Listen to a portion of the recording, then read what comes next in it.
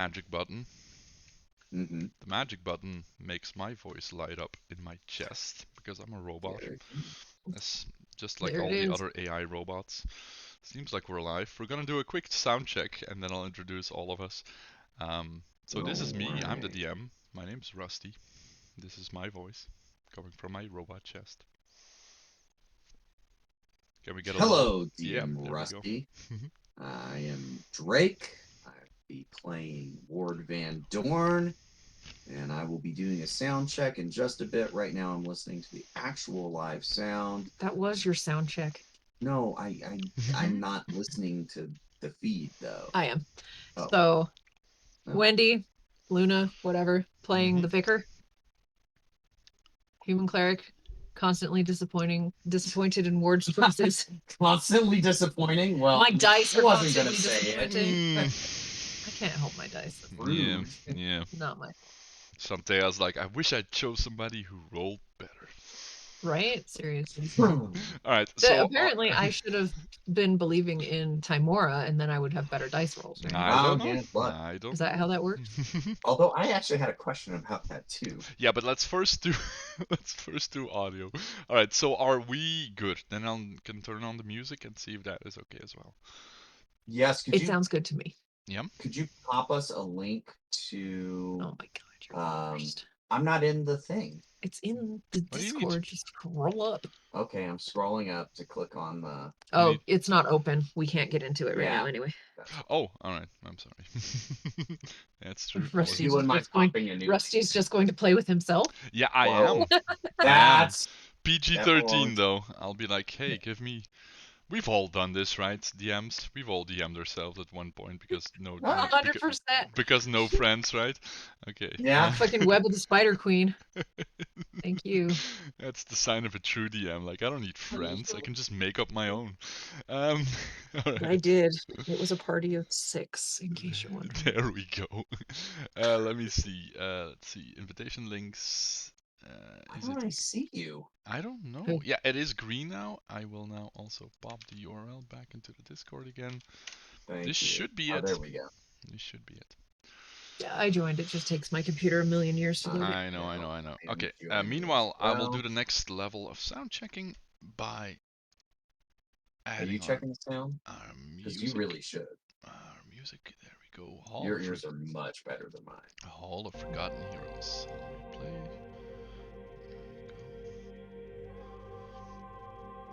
This is my voice over background audio. Huh. I can't tell if I'm hearing it from inside Foundry or not. I can't get into Foundry. Oh. It won't let me. Okay, well. I'm using the new link, and it's telling me it can't be loaded. It was nice having you, but you know, okay. Yeah. Thanks, Ward. Ward's Thanks. made some choices recently. okay. I wouldn't be That's okay. surprised. You can The basically. gods are like, no. No. I don't know. The link should be good. Luna's in, so I don't know I'm what in, your problem But is. I scrolled up and Yeah, maybe You scroll scrolled up. up and use. Okay, I'll scroll up and use the old Maybe one. it's weird.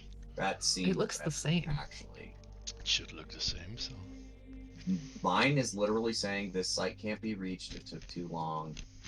That's Connection timed out. I'll scroll up. Let's see. Hold on. I'll scroll up. It's literally. Oh, it's not. It's not It's the not, same. right? No. I was warned gonna you say, 'cause guys when about. I clicked on it. Yeah. When I clicked on it before, it was different. No, this is That's fine. actually this is actually my local address. I don't know why the invitation link is picking out the local address. It's fine. I'm scrolling. I scrolling. posted it. Just go to the bottom. Yeah, I got it. It's in the bottom. It's in the bottom. And I got it now. I just scrolled up. Fine. And I believe I remember the password. Don't tell me what it is. Yeah, Don't It's tell don't- this no, don't split the party. The password is don't split the party, dickhead. Yeah, right. Rusty wants us to split the I party. want you Nope, to do he doesn't. all of the stupid things. Please do those. It's a I'm lot easier to currently to loading. permakill one PC when there's like no cleric nearby for revivify. It's a lot easier. But that's just kill the cleric and then it's not a problem, right? Mm. I mean, don't kill the cleric because I was gonna love say, the don't cleric. give him ideas. He has enough ideas. I'm gonna cry. I'm gonna have a Yeah. Darian moment where I cry, I throw down the fucking I had dice, this. and I just walk away. I had this amazing idea for a wizard. He would be basically almost useless. But once somebody was down, he would simply do like a low-level magic missile, like 2 bolts or 3 actually, Mm-hmm. which auto hit, Yeah. auto death save on all 3 of them, and Yeah. basically insta kill anybody. That's the only thing he does. Like they just bring him along. To like, as soon as somebody, like one of the motherfuckers down, he's just like, pew, magic missile. And they're like, well, that's puny damage. And then it zooms past all of the tanks and distractions the party has laid up and just slams the dying PC 3 times. And he's down. And he's dead. Forever. Good job. Good luck with the Raven Queen trying to negotiate your way out of this. I never did get to rewatch that scene. We were right. Oh. We were right there. So I may actually need, if you don't mind, I would love if the Raven Queen comes up. I would love a quick recap because I liked her. I thought the Raven Queen was cool. I know.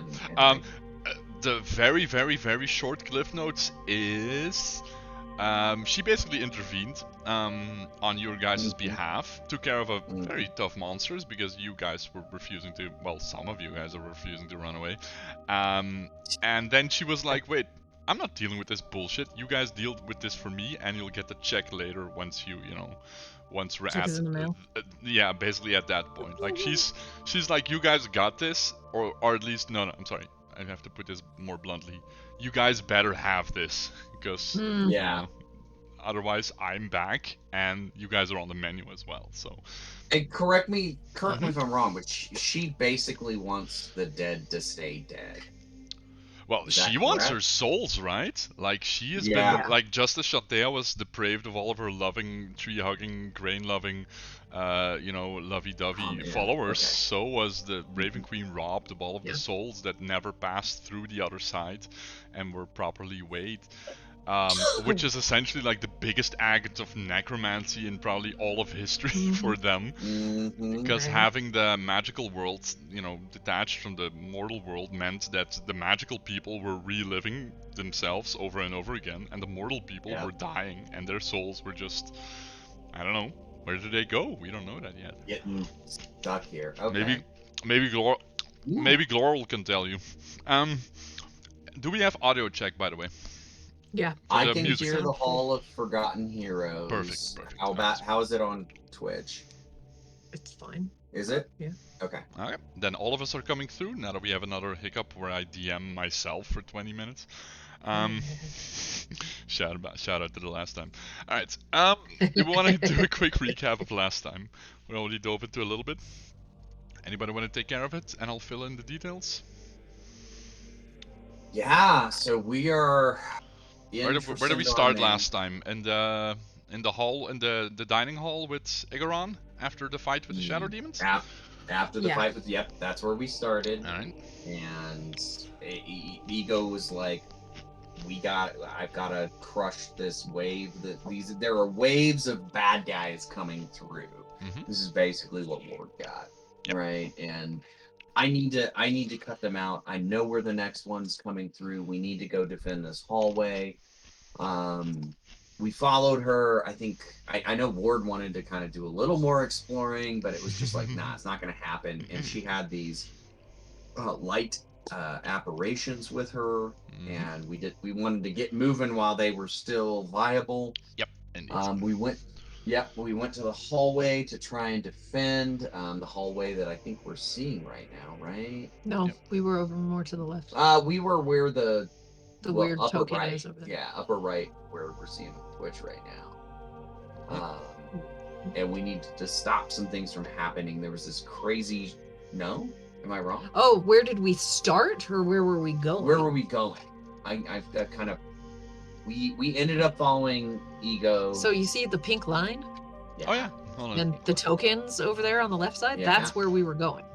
There we Left go. side or right side? Left side. We came from the right side. Yeah. Oh, okay. Now... Follow the pink line over. I'm behind you on Twitch.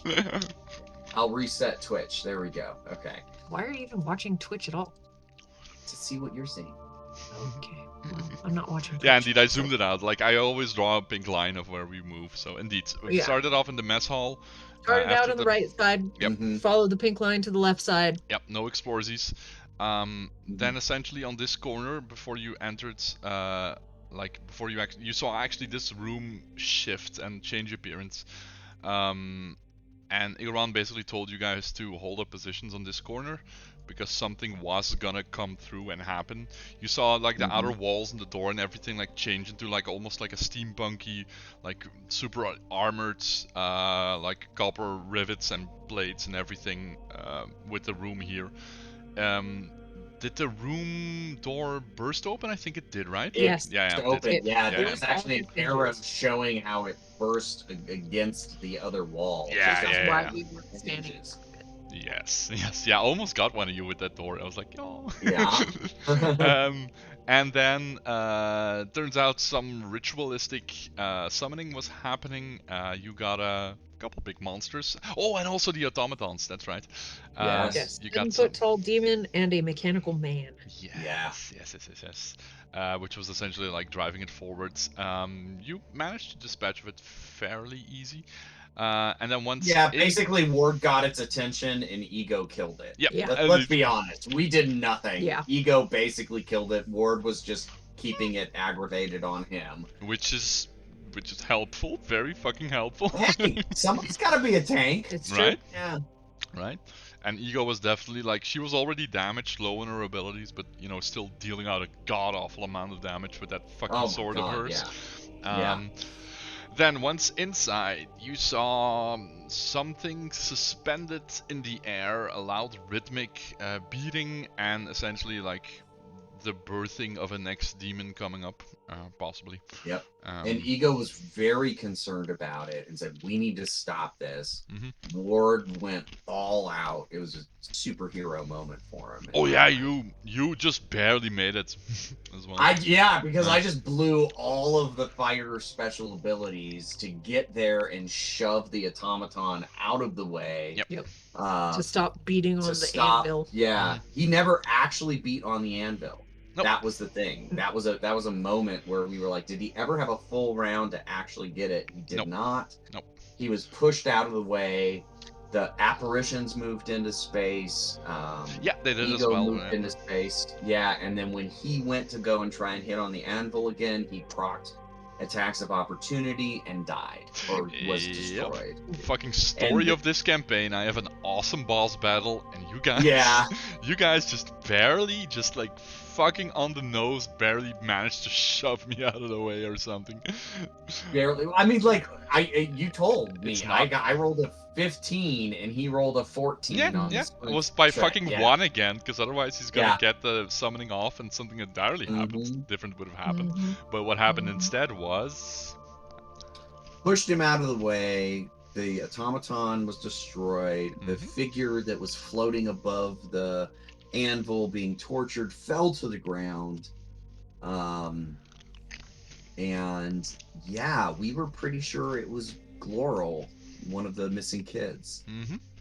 And we all kind of convened there. We were really concerned because Ego wanted to quote unquote put him out of his misery. Gloral, which was like from the Azure family, the fifth family of witches, essentially. And you still were actively dealing with an active witch, so Ego was doing Ego stuff. Do not suffer the witch to live. And you guys got into another standoff. It's not the first time. But it will be the last time, though, because what happens after that war?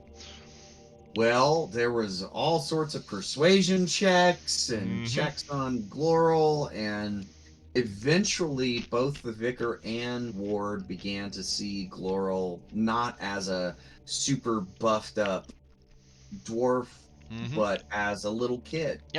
As a scared little kid, and we protected him.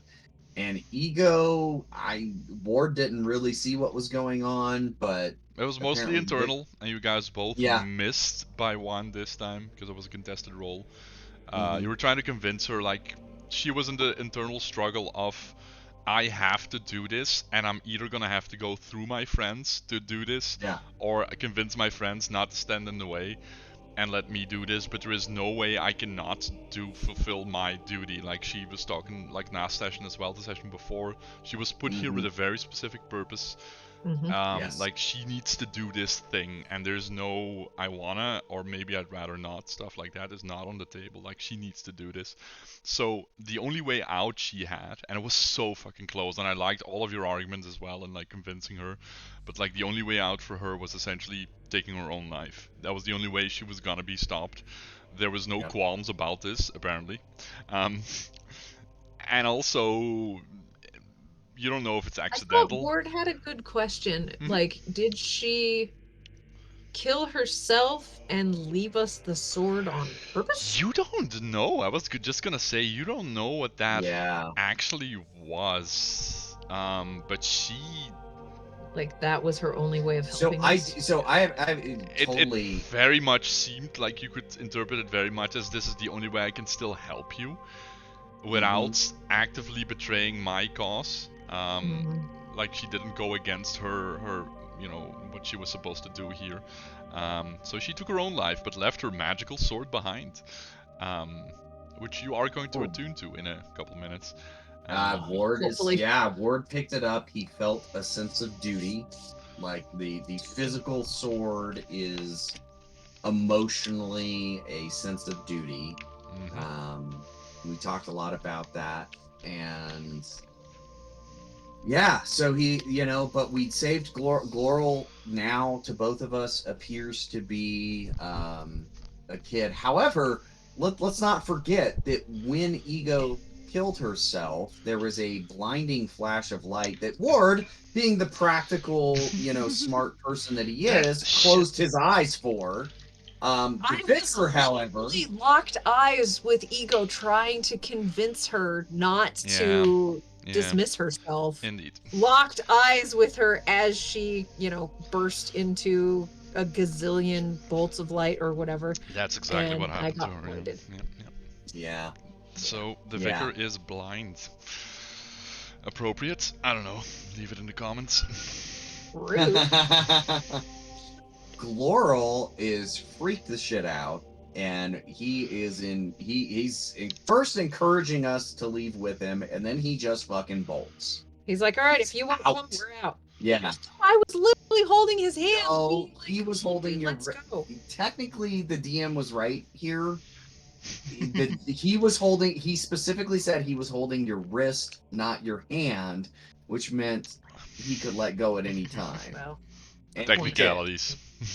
Yeah, but it's kind of an important technicality because she wanted to do an opposed strength roll, and you're like, Yep.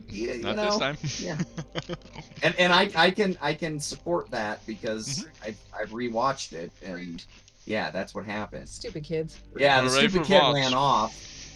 Yeah. And that completely changed the course because there was this crazy Soul Eater thing that occurred in the room, and we don't know if you forgot the part where did I forget the part? Yeah. We did. Gloral's like, hurry up, we gotta go.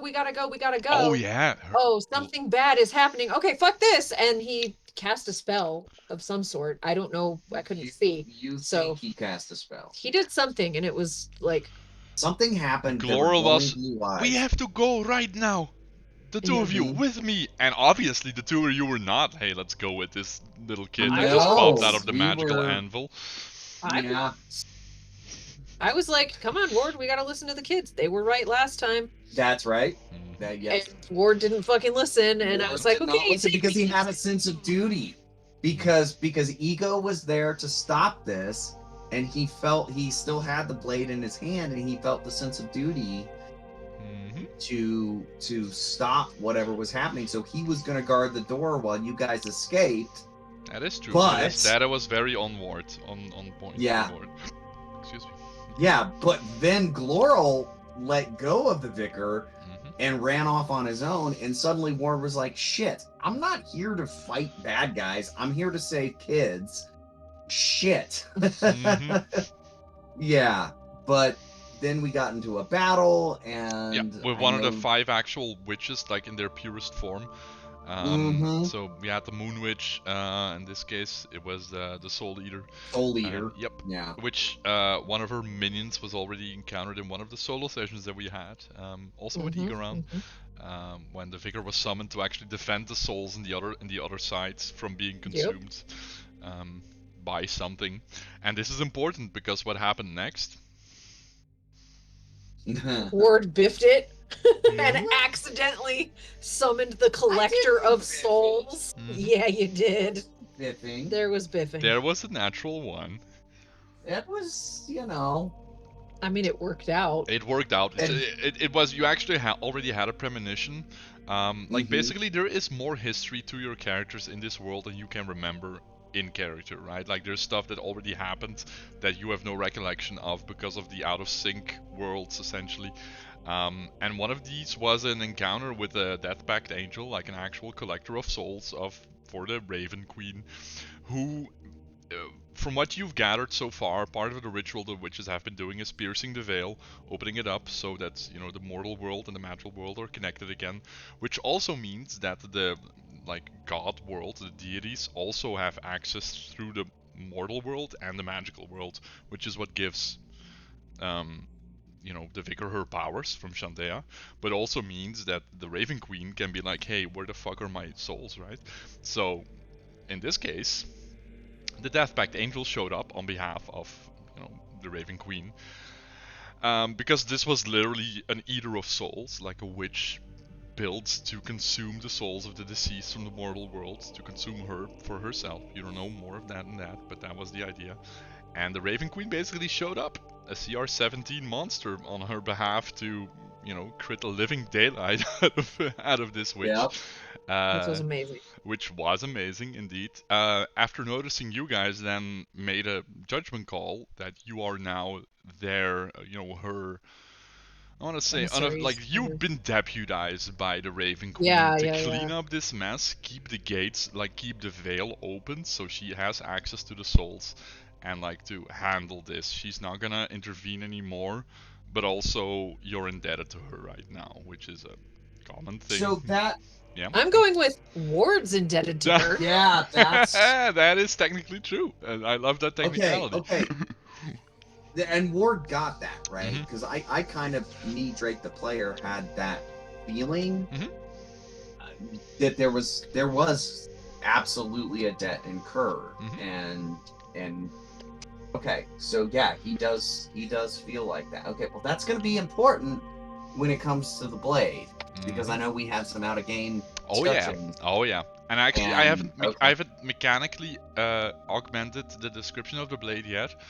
But I think, and I'm just gonna give this to you now mechanically as a player, part of the attunement process is that you're gonna be able to find these people that you can have, basically you're doing a proxy attunement essentially with the blade to a faithful entity, an entity that's actually connected to a deity.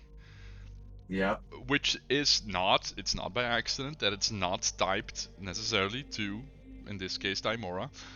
It could be anybody. And the thing is, during attunements, you basically have access to that spell, like a kind of a detect good and evil type of spell, specifically for faithful entities. That's why it's written that way. And I will give you this as mechanically as a player as well. Essentially, if you attune, it obviously stops doing this. If you don't actually attune, you have kind of a... If you would like to go on an evil witch hunt, for example, you have a spell during a short rest that can detect faithful entities. You don't have a magic sword then, obviously, because if you attune to it, that thing goes away. But, it is an option. I hadn't thought about it, but once you guys said hey, I could maybe attune to this or this or this, I was like, yeah, that's an option of the sword. So you get that as well, on top of the magical abilities that we go into in a second. You are not making it easier. Let me just say that, because this is the biggest thing that I've been thinking about the past couple of weeks. It is not an obvious thing, obviously, right? That you got this sword in the first place. Like I said, you can definitely insight into the fact that this was a gift from not Daimora, but from Igaran. Like the connection you had with her, the relationship you had with her, every word you said to her basically earned you this blade, but lost you an active companion, obviously, as well. Like this So, is okay, yeah. I maybe didn't read it that way. So was it a gift? Or It's was assumed. it It's like you can assume everything you wanted to. Like, but this is because I definitely kind one. of saw it as a giving up. I kind of saw it as a she was just too confused and too not sure. No, And I her think you fate. would have. No, Ward would have known this was not. Like, she was almost incapable of actually giving up. That was the problem. If she stayed alive, like, she would have gone through the both of you or died for it, and gone through all 5 witches or died for it. Like, she For was. the record, Yeah. another good DM moment. I truly thought up until the scene happened that she was gonna strike Ward. I believe It was 100% on the table. That was the scary thing about this, because you survived this encounter. Yeah. You could have fucking beefed it. Like, she would have gone through you. That was the roll. Truly That was the believed roll that's off. what was gonna happen. That was the roll off, and it was basically like a DC, a step DC, like how much you would fail or succeed. And you missed it by 1, which meant that it was like kind of neutral, which meant that she was not gonna hurt you, but she was also not gonna, be on your side and give up her, what she would believe in. But yeah, it was she was not. This was not an act of giving up. This was a very powerful act of, doing, basically doing what she could have taken the sword with her. Yeah. Okay. Okay. So that changes. Yeah, and she is gone. Like, she made this very clear. She's gone. Yeah. There is a weird thing about resurrection and souls in this world, because nothing is actually eating or collecting or judging souls in the magical chaos soup. But she was a manifestation, like a one-time manifestation here. Like, she was gonna be, if she died, she was matter. She was star bits. She was gonna be gone for good. This is not a, hey, I'll see you next time you need a summon or something like that. That's it. This was a real death, which isn't always a thing here, because, magical world and everything, but no, this was a very real thing she did, man. So, but you do have the sword. You have to pee again? I do have to pee. That's fine. I'll recap the rest of it, and then we can start again when Drake. So, Gloral ran away. You guys eventually gave chase after the Soul Eater was done. You made some. I was trying to give chase the whole time. You were, honestly. but obviously you were. You were blind, but also. And blind. Also, not completely blind though. No, I can see their hearts. Mm-hmm. So basically, you kind of sucks for undead things with no hearts, Indeed. but like living things. People. Indeed, you can see living things, which still allows your spells to be targeted, but also means that if you're walking to a hallway that you're not super comfortable with, that you do have to make checks from your friendly neighborhood DM. Yeah. You missed a couple of those, and Gloral managed to get a little bit away, but then chose a new host body, in the form of little our Tiff. Good friend Tiff. Little Tiff, Juliashka's little barbarian sitting in the hallway, who was never actually faced with having to, face her shadows. So she was there, an empty vessel for Gloral to take hold of. So he possessed lower level Tiff, came back out, eyes glowing blue, as the trademark for the Azures, and led you guys to the room that you're in right now to basically take a breather and find the next course of action, see which next witch to face, which witch to face, for example. Yes. I'll take DM inspiration for that. All right. And and essentially now you're taking a short rest. You get to ask some questions to Gloral, which you already prepared a couple of them. And okay, so you're sitting here in this room. But I have to pee too. Oh, you can go pee. I will. I will. We're almost done with the pee breaks, and then we're good to go. Almost. I don't think I have to pee. No, that's fine. It's fine. It's all good. So Ward. Okay, taking a pee was good because I was thinking, like, what's Ward really doing? What does Ward really care about? And you know what? It's not the gods. It's not whatever crazy, insane, ethereal, plane shifting stuff is going on. He's a very pragmatic man, right? Like he's it's Yeah. about Yeah. the physical acts of protecting and living and not about the higher ideals of the world. I'm gonna say. No, he's here for the kids. Yep. He is protecting the kids. You're That one is- of your that is like his yeah purpose. your original Yeah. quest essentially from the town. Like, hey, these kids are Yeah. gone. Please find them. Yeah. I think that Yeah, makes a so lot I of think- sense for Ward indeed. Like this is on top of all of the bullshit that's going on. There is still 5 kids with or without mortal bodies. Like Laurel is one of them Yep. that does not have a living mortal body. Yeah. And indeed, I think that makes a lot of sense that he would not, even with everything he'd have seen and witnessed, that it's still about this. Like, Yeah, I think ultimately that's what he cares about and that's what he believes in.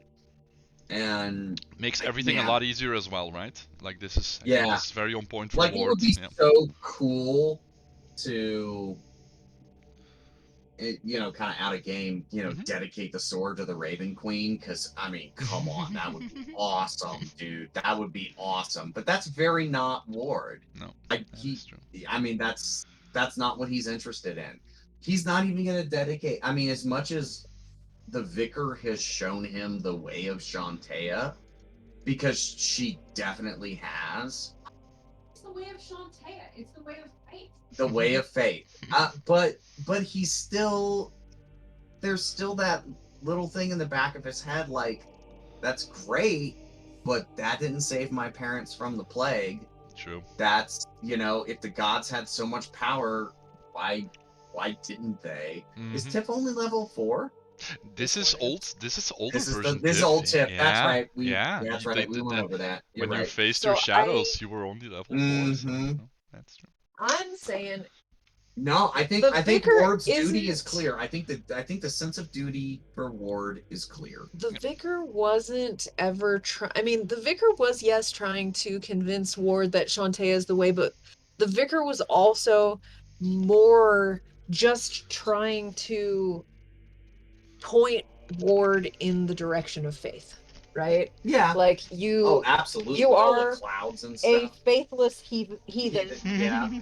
And you need to find within yourself the belief of a higher power, right?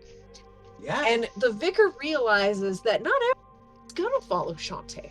Mm-hmm. Ward is definitely more like a, I don't know, maybe even Helm or something, like a melee sort of protectory, who's a melee protectory sort of god, right? Whoever that might be, for whatever it's worth. Shantaea isn't about, protecting and whatever. Shantaea is about new life and renewal and, the changing of the seasons and all that stuff. So. And she's vibing. She's vibing in her role as well, right? Like the vicar is definitely bathing in, however dubious it might be, the source of her power now. She's fully committed, dubious? Right? Abadar. Very much Abadar. There we go. Okay. That's gonna go well. Right. But that's the thing is, he really doesn't believe in gods. And the gods, even if he were to believe in gods. I believe in you! Well, yeah, but I mean, he's read all those fantasy novels and he knows it's just like I was typing in Facebook, like it's as much bad as it is good. That's not what's important to him.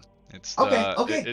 There's super villains, so then there's superheroes, but then there's more super villains because there's superheroes, right? Like exactly. We would never be in this position to begin with if nobody ever had magic powers. Okay, I appreciate this. I needed this to help me make quicker decisions later. I think it's. I think you're on a good track with Ward, and okay.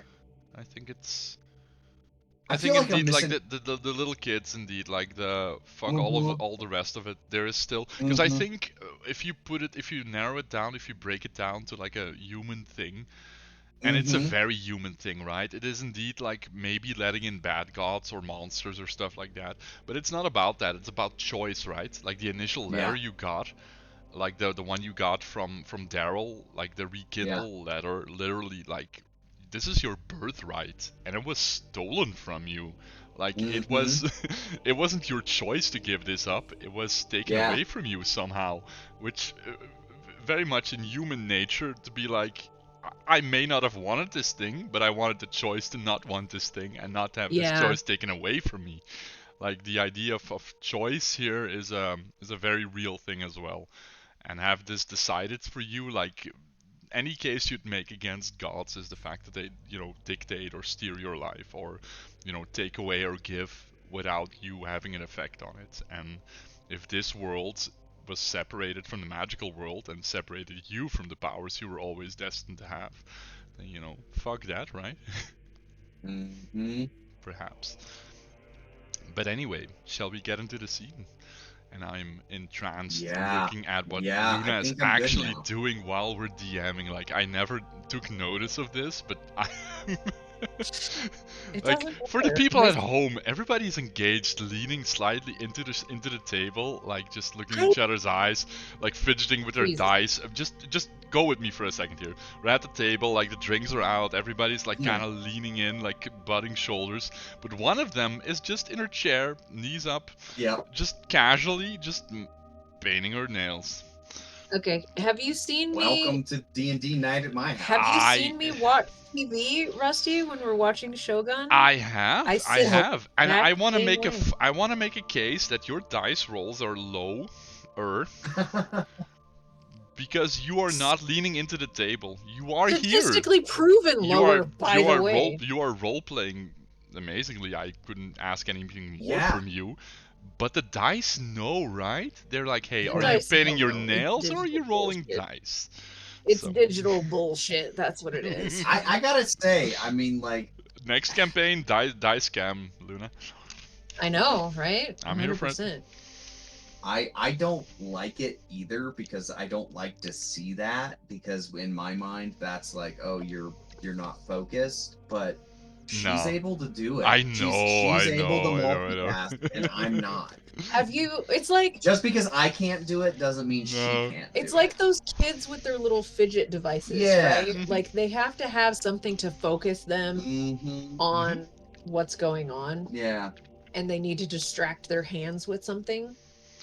Right. I can't help it. My hands need to be distracted with something. I use my hands to eat stuff while I'm doing that, so which I hope my light doesn't go on when I'm munching. Anyway, let's take us to the magical world of the Tracenter Manor. No, it's okay. We're vibing, and we started recording a little bit earlier. Just getting into the. All right. Okay. Here's the scene. So this is like a simple bedroom essentially. Like it's moderately decorated.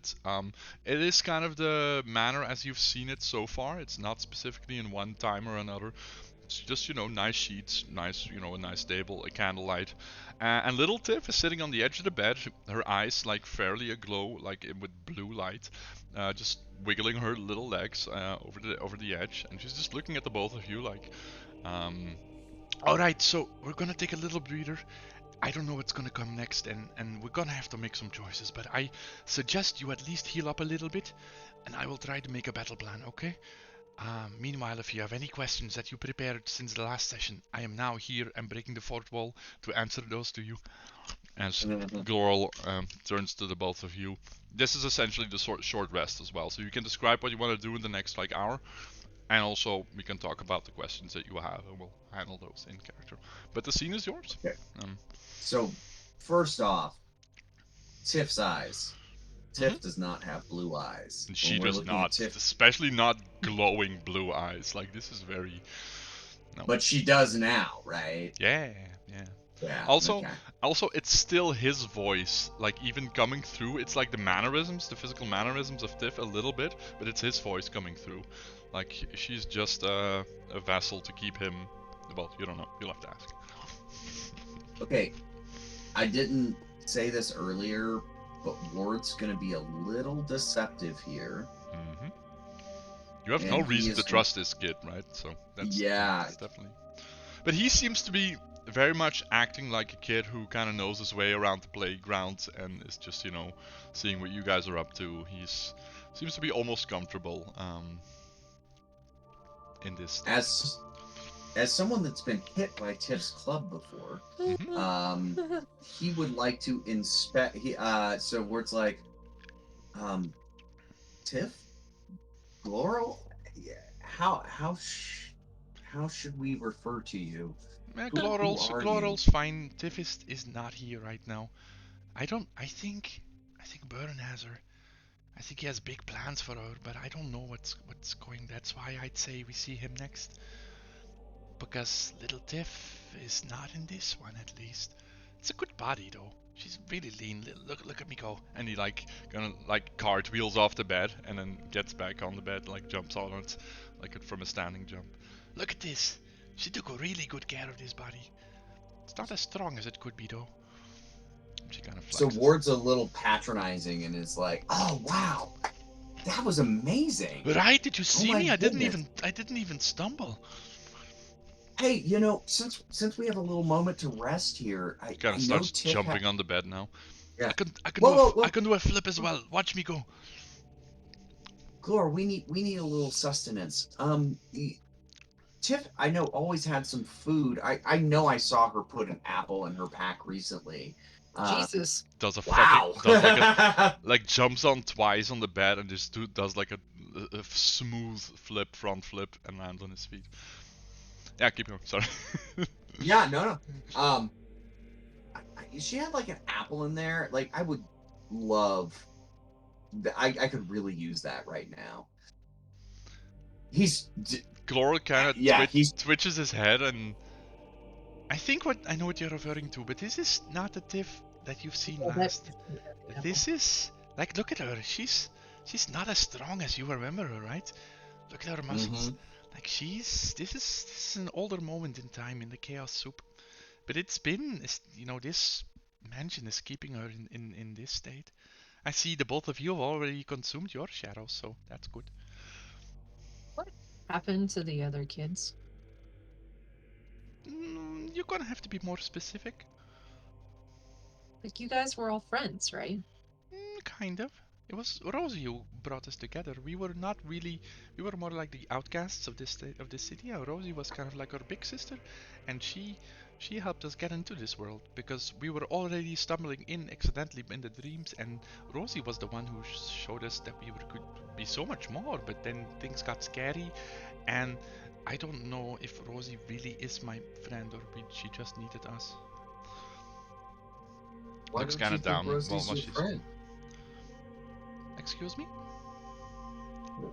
I mean, didn't Rosie take care of you? Why aren't you sure she's your friend? Rosie is like the bigger kids. They have like extra ideas behind their eyes, and I don't really know what they are. Like, they pretend to be your friend, so you play with them, but I don't know what her real intention is.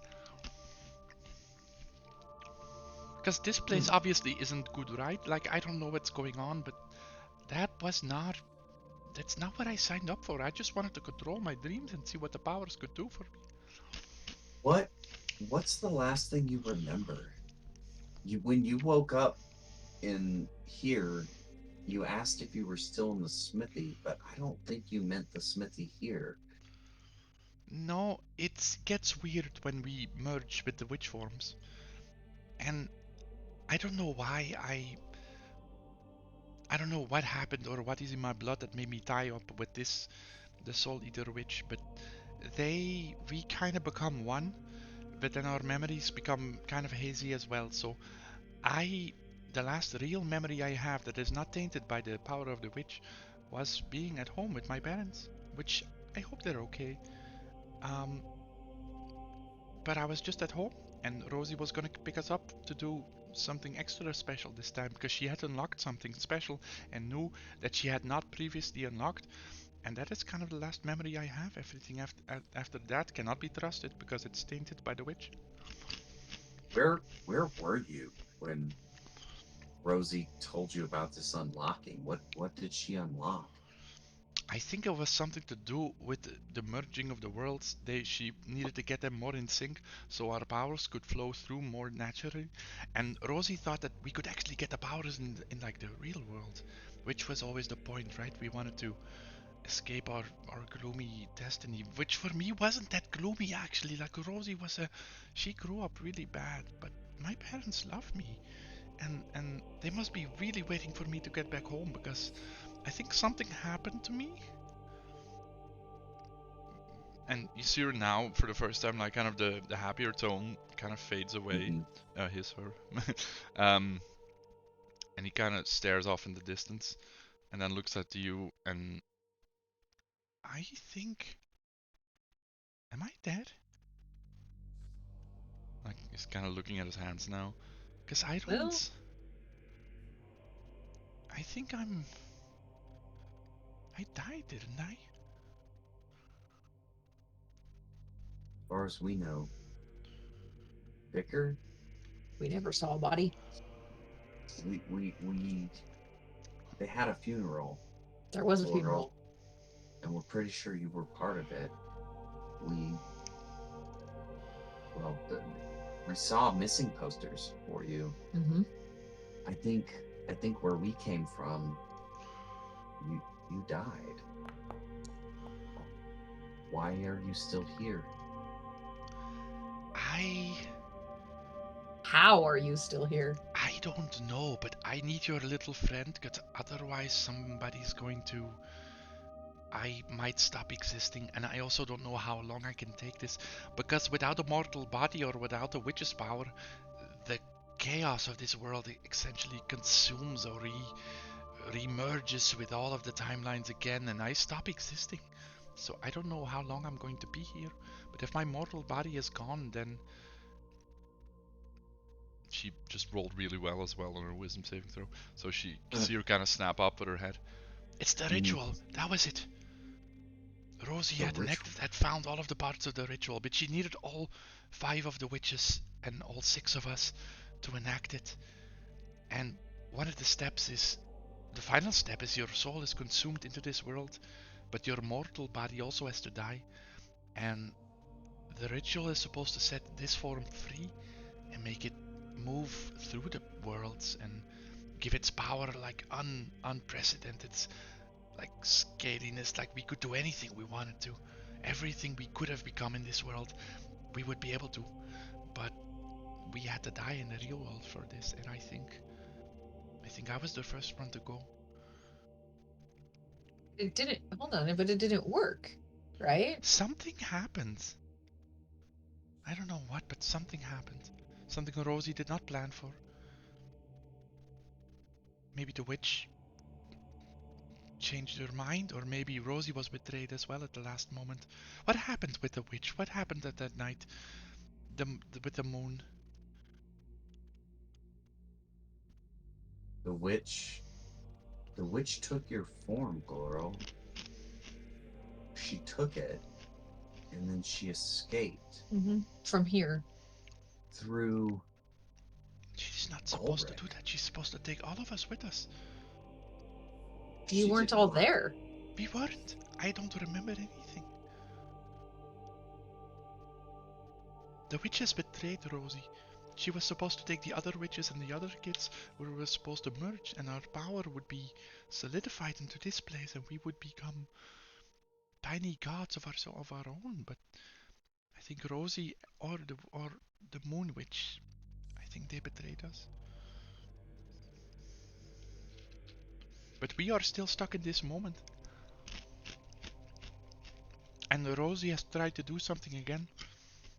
And you can see her now, like kind of... You've seen this before, like in the mortal world, when people were, especially I think with Eric, when he started like with the mayor, when pieces came back to him, like while remembering. And you see it now as well as he's talking, like stuff seems to come back that he didn't know a minute earlier. It is happening again. We are back at the beginning again. And Rosie is gonna try again, because something must have gone wrong last time. But I don't know what. Maybe it was you? You guys were there. You were not supposed to be there. No. Maybe that's what's changed. But we do have to hurry. I don't feel like we really did anything. But we were there. Yeah. We had different intentions. Rosie was not supposed to leave that place on her own. She was supposed to complete a ritual for all of us. And the gates would be open, and the cage, yes, the magical cage would be removed, and we would be in our pure form. We would be re-merged with all of the magical potential that we had. But something went like, Rosie escaped? That was not supposed to happen. The ritual was supposed to be completed, and all 5 witches were supposed to transcend. But what? we've never actually seen Rosie. Hold on. Not in the real world. No, you haven't. But Gloral. But we've seen a picture of her. Ward made a point of looking at the portrait of her. No. Yeah. I'm just saying, we don't know if Rosie actually made it, or if Rosie had to give up her body too. Was there any... Okay, I'm sorry to do this. Was there any... You're talking to... Yeah, I warned you guys beforehand, like, this is almost the definition of an unreliable narrator in this case. Yeah, like, you're not talking to a pure source of information here. No. But you're getting an insight that you haven't had before, like, to actually talk straight up to somebody who's inside the coven. But keep going. I don't want to... Okay, out of game, Drake is noticing that Gloral is talking about Rosie and the Moon Witch almost interchangeably right now. That is true. Like, he's already mentioned I'm the fact that he's already mentioned the fact that they merge into each other as well. That's why he said, like, his memories are, they get tainted by being the witch as well. And she quote unquote got away. Yeah, we already. Well, that's why. We already suspected that, which is why it hit my mind. So he's not thought about it before, but Ward's had a good look at the portrait of Rosie in the Lion Shield place. He had a fairly good look at the Moon Witch. Are there any resemblances before she turned into Gloral? Not really. No. But nothing is to be trusted in this place. Now, there is... I'm gonna just, like, DM recap the very first session we had a little bit. The fight you had with the Moon Witch, she specifically went after the crystal that... that your sorcerer friend had, right? Like, that's what she took, portaled out, and basically... she was... You can assume, from what you hear from Gloral right now, that the plan was not to just, quickly bail out of this place, but she got his crystal. She got Ulrich's crystal, and she got out of here. That's what you know, and Gloral may not. But, you don't have to tell him everything. But we could ask him what the crystal. But that was your that was your influence, right? Like, whatever ritual, and also you guys were like one decision, like you were one coin toss away from killing her as well, because you managed to get her into the light of the eclipse of the moon. Yeah. Like, if one thing happened differently, you would have killed her. So it's not you didn't do anything that night. You completely fucked up everything that was supposed to happen there. She got away with something, at least. But you don't know what the actual intent of that night was, either. So. And Ulrich died. Where's Ulrich? Does Gloral? Yes. Have you seen a man? I've seen plenty men. Ward is gonna describe Ulrich the way we saw him that first night. Okay, that's perfect. I can go back to my notes if I want to. No, that's fine. It's fine. Yeah, indeed. Like a very, very faintly racially mixed half-elf. Like traces of it, but like more acting like an elf than actually being one. As you describe him, Gloral, like halfway through your description, he starts nodding. Yes, I know. I know of him. He's one of the candidates of the mayor, right? Like you were. Like he was supposed to come into this place and be part of a ritual as well, and he was supposed to be consumed as part of the ritual.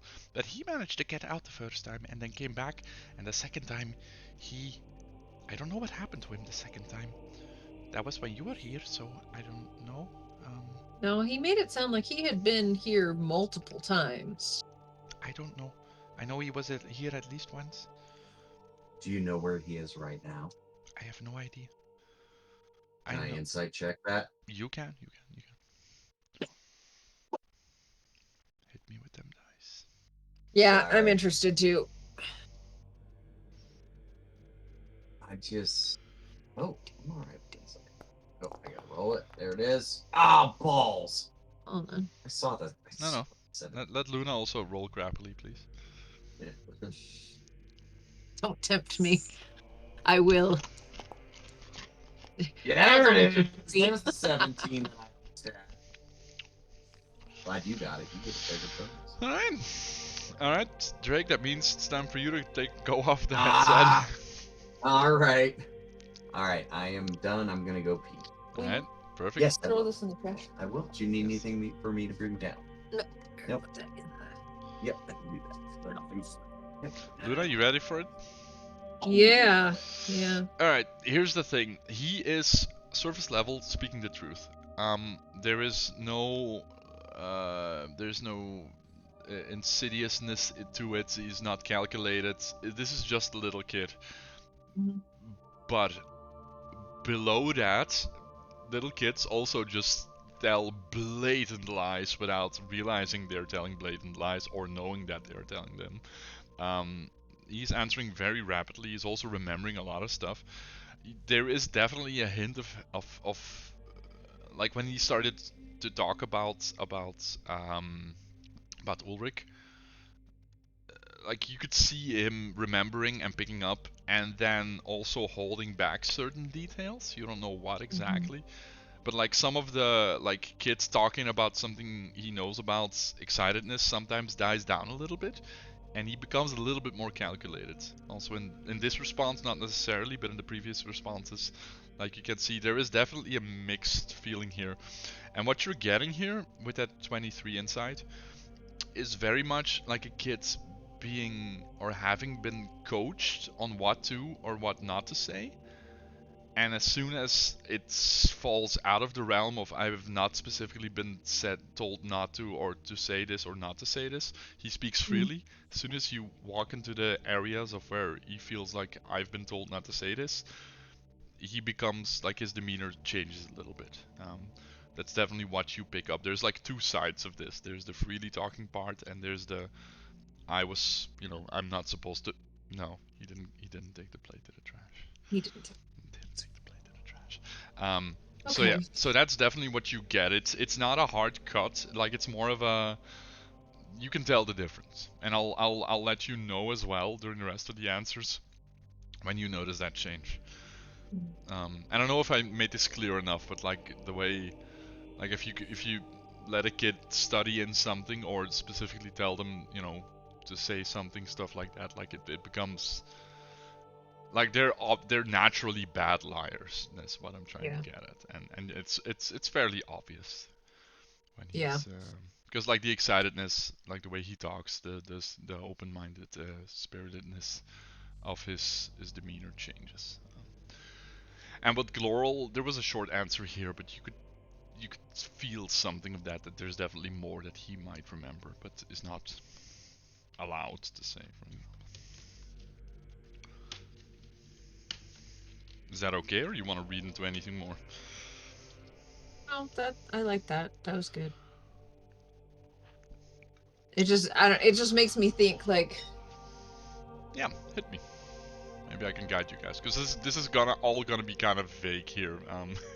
Yeah. No. So when you're doing something that you know you're not supposed to be doing as a kid, right?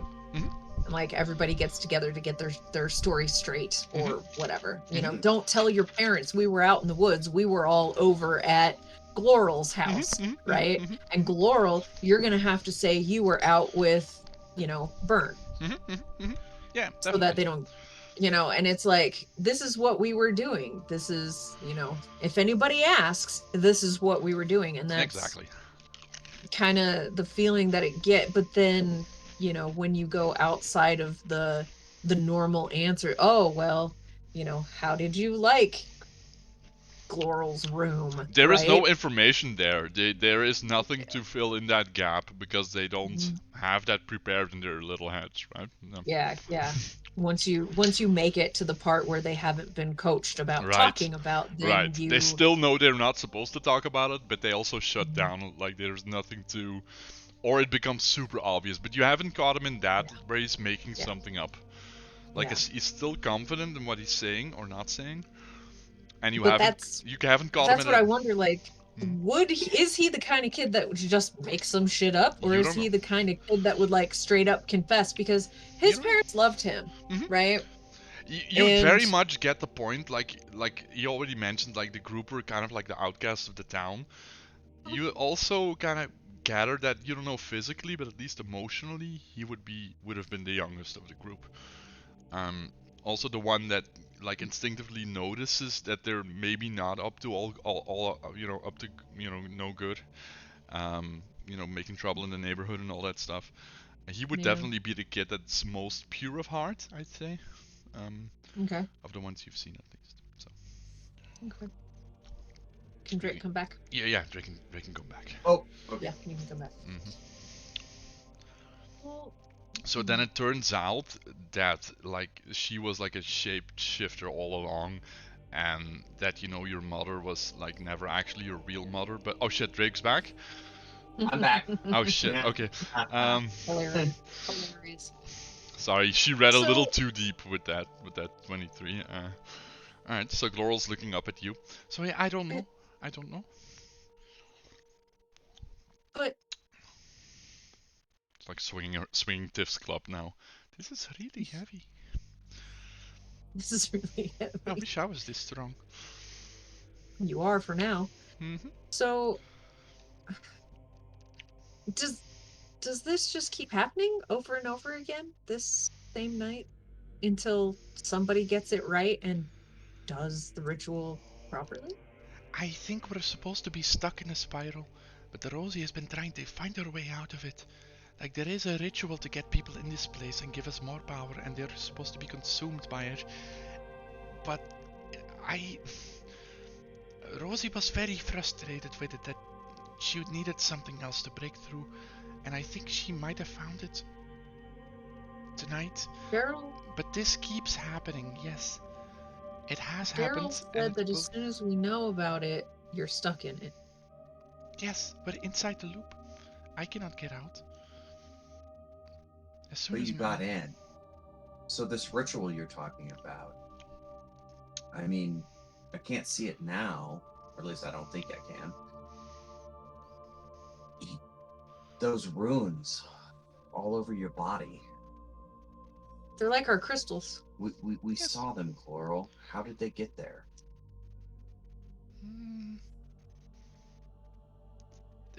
Fire? But it was okay, I can take it. Did you do it?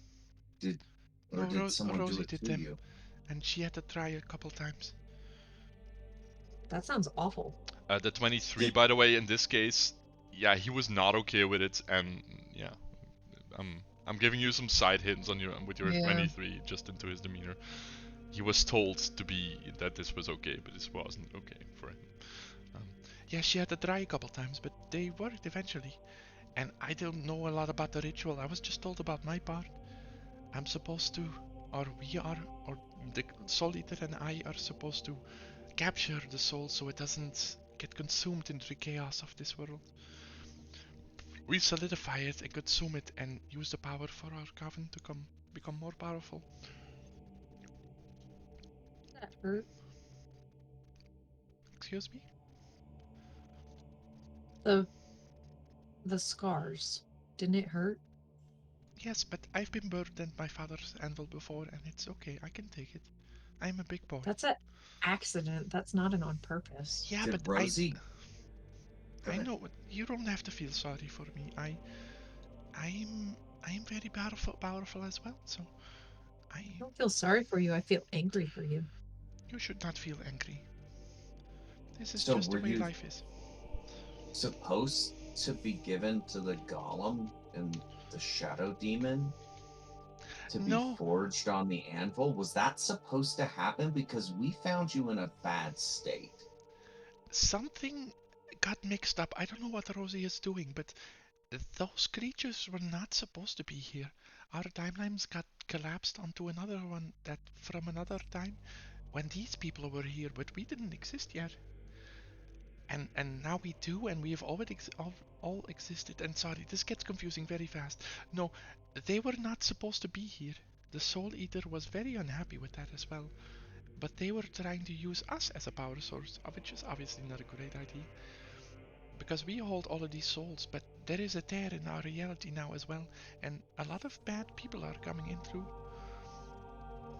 Where is the tear? It is. I mean, like, looks around and then Mhm. points straight up to the main hallway. There is a ritualistic markings on the ground where we did a ritual, and the tear will start from there, but it's not located centrally. Like our time is basically being shifted and manipulated, and the ritual is supposed to make sense of all of it and put it in one place and in one state. But until that point, everything is gonna be weird. Like the creatures coming through with the robots and the demons. They didn't have Is the souls, by the tear? way, which was No, they really didn't weird. have souls.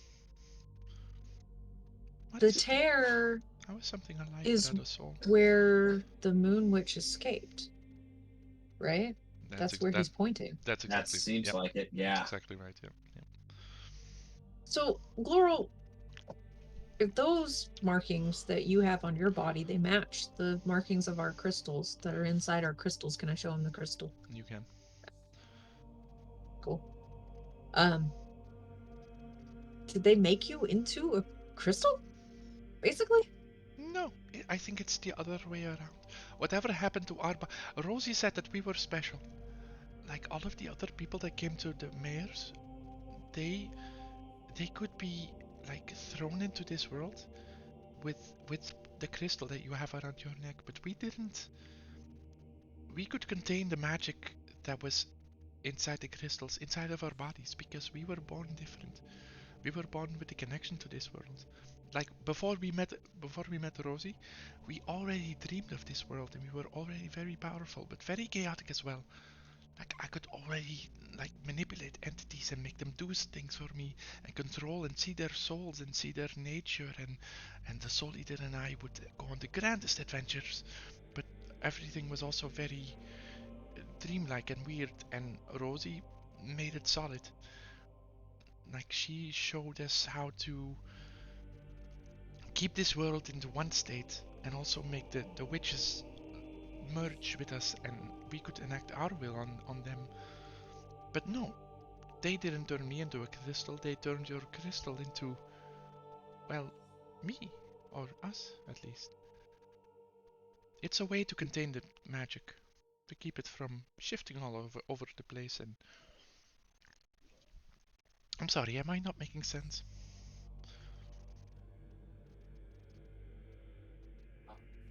But you're This is a lot to take in. I'm sorry. It's you are you're in a never. different realm. Have you ever controlled a witch? It's weird because we are one, Uh-huh. but yeah, I felt in control. Yeah, So really did he though? yeah, I'm doubting that as well. Luna, the vicar gets that this is definitely a line. This is Okay. definitely the part where he glides into, like, and this is how it's supposed to happen, and this is what I'm supposed to feel and answer. But okay. Yeah. Okay. You felt in control of the witches, like I was you in control. were I could do the emotional happy to be turned into this with the scarring and the I wasn't happy per se, but I knew I wanted to be more in control and remember more and bring my witch friend into the world. was the witch really your friend? Do you think consuming souls is really a friendly thing to do? I think she needs this to stay alive. And I could show her a different way to do it, because there is a lot of other things with souls that might need consuming, instead of tearing, innocent people into this world.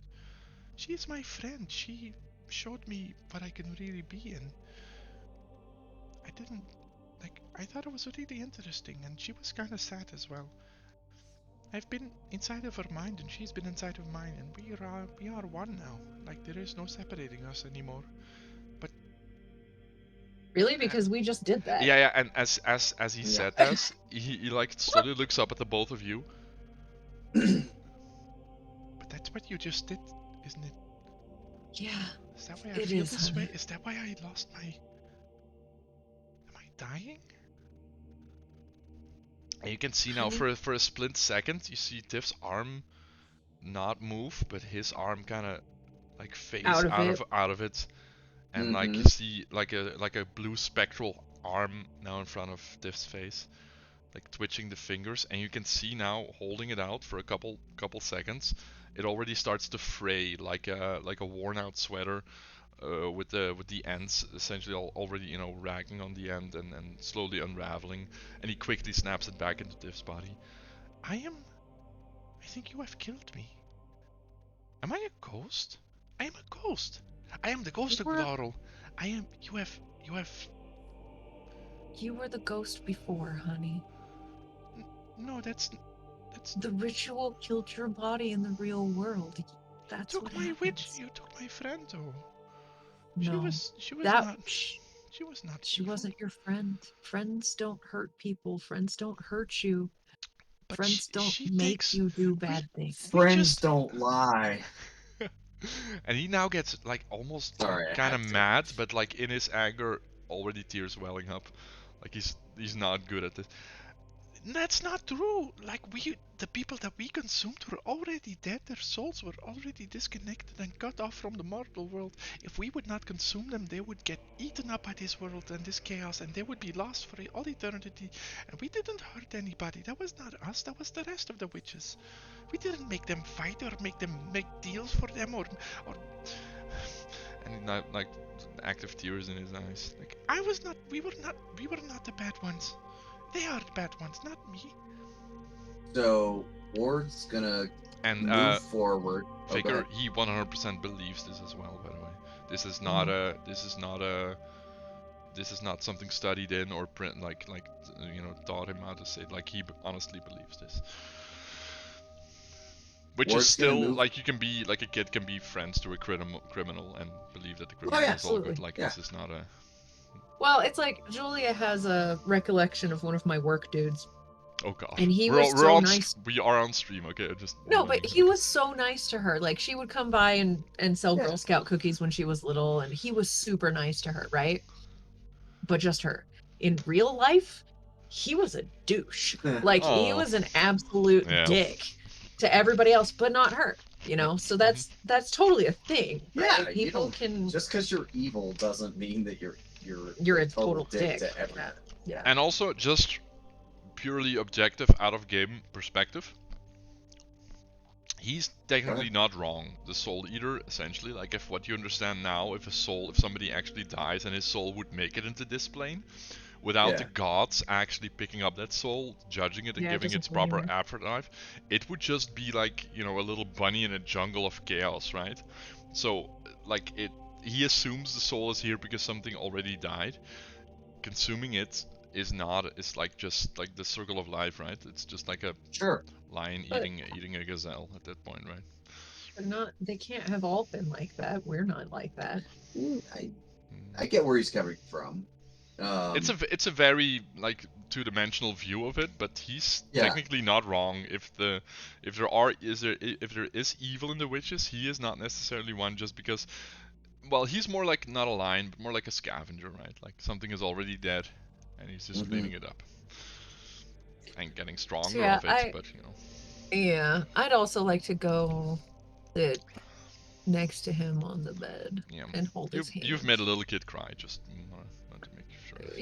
Yeah. So Ward gets closer. He was guarding the door. He's not anymore. For what that's worth. Puts his hand on Tiff Glorl's shoulder. I mean, in his mind, he's putting it on Glorl's shoulder. Sure, that's fine. They're about the same size anyway. Yeah, he's like, Glorl. That is beefy. Yeah, you've been burned by the forge before. Yes. You grew up in a smithy. Hmm. What did your parents tell you when you were burned? That they told me 100 times, and they will tell me 100 times more. That I have to be careful. But that's... They can only teach me so much. And the forge will teach me the rest. So, Gloral, say that again. My father would always say the burned hand teaches best. Look at your hand. Is the blue hand still there? The scar? He sucked it back in. Oh, he sucked it back in. Yeah, it was already unraveling essentially. Like just having it out a Mhm. couple minutes, like a couple seconds at this point. He's a little Look. ghost kid. Yeah, I got it. Look at your hand. Yes. It's a stiff You've hand. Yes. been burned. What Yes. did you learn? You've been burned. You've been betrayed. Have you learned? You reached out. You touched the forge. You tried to make your world, and what happened to you? I don't know. I try to play my part. I am... And he like kind of looks frustrated now. I honestly don't know. I really want to help, but I don't know. We were just doing what we were told. And I What? tried... Who was telling you? Rosie. What Rose? The Moon Witch. The other kids, I was supposed to... Like, the coven is 5 and 3. And without the 5, like, it couldn't work. So I wanted to be friends with them, and I wanted to do my part. But we have to face all of them now.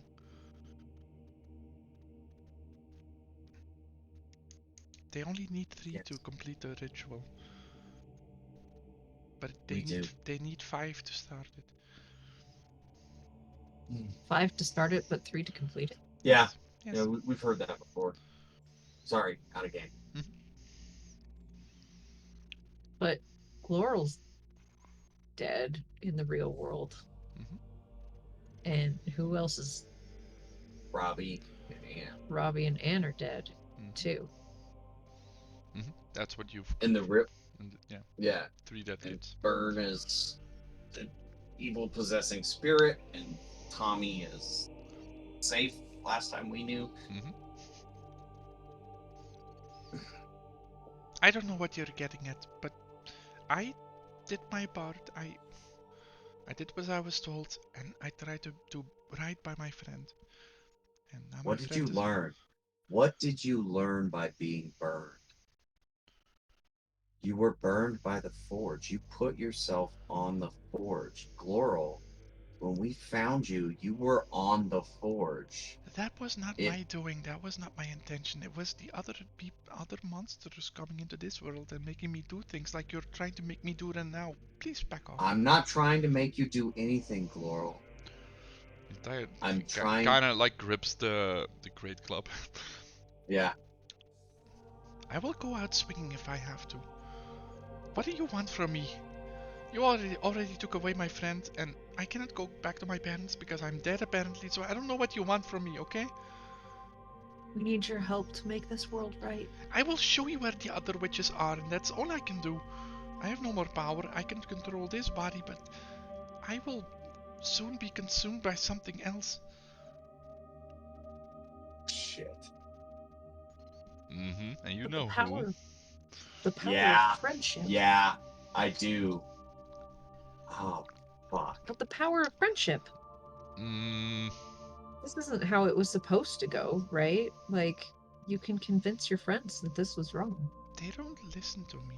I'm just the last one in line. I'm just supposed to do what I'm supposed to do, and they don't listen to me. Gloro, do really your part. Friends, then? I don't know anymore. But Burn was always nice to me. But he was also very angry. And Burn is still very angry. Gloral, what do you want? I want to live. I want to play with my friends. I want to see my mom and dad again.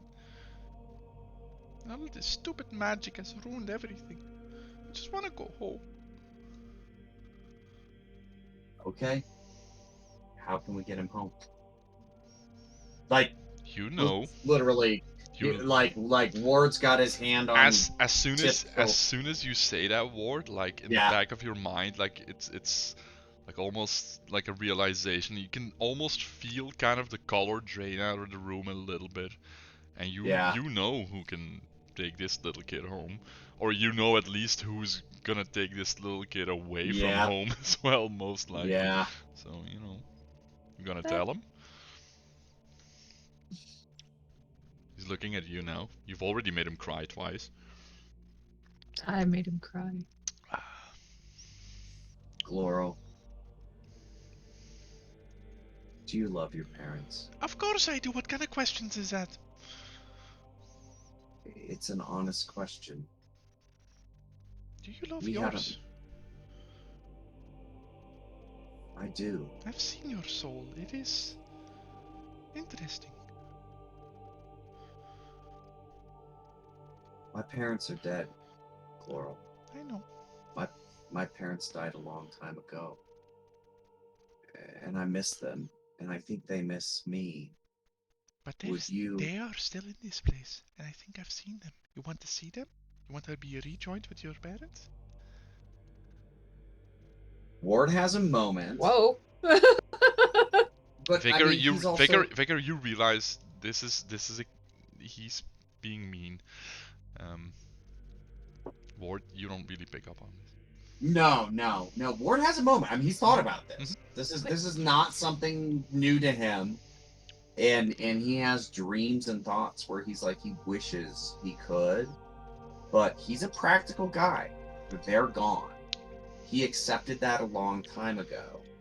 He doesn't like it. He's not happy about it, but he believes it, and so he's not gonna fall into that trap. And so he's like, yeah, I will see my parents again, but not now. Gloro, can you give a message to my parents for me? And he's like, you can hear the emotion in his voice. He's not quite tearing up yet. Will you tell them I'm doing the best I can for Laurel? And he doesn't even listen to the answer. He just squeezes the shoulder, and he's gonna turn and walk away. As you walk away, you can hear him say, your parents are in here somewhere, but they're split up in many different parts. But the other one, she's shining brighter than ever. She's one of the brightest souls I've seen in this place. And Ward just continues to walk away and murmurs, I know. I will give her the fuel for her fire. He's gonna actually step out of the room. Nice. What? Where are you going? He's stepping out of the room. I know exactly what Ward's doing. Rusty, if you want to know, I'll tell you. I think you know what he's gonna do. Yeah. Okay. He is splitting the party. He is splitting the party. You better not be splitting the party. All right. No, but we have to make this super clear. I don't want to have any Luna, get off headset. It's just taking out your earbuds. Don't pretend like I'm making you do something. Check the mail. She's gonna go check the mail. We're gonna actually have this. We're gonna have this conversation, right? Yes, I just want to have it super clear because I think I'm with you, but spell it out for me and the people at home. Okay.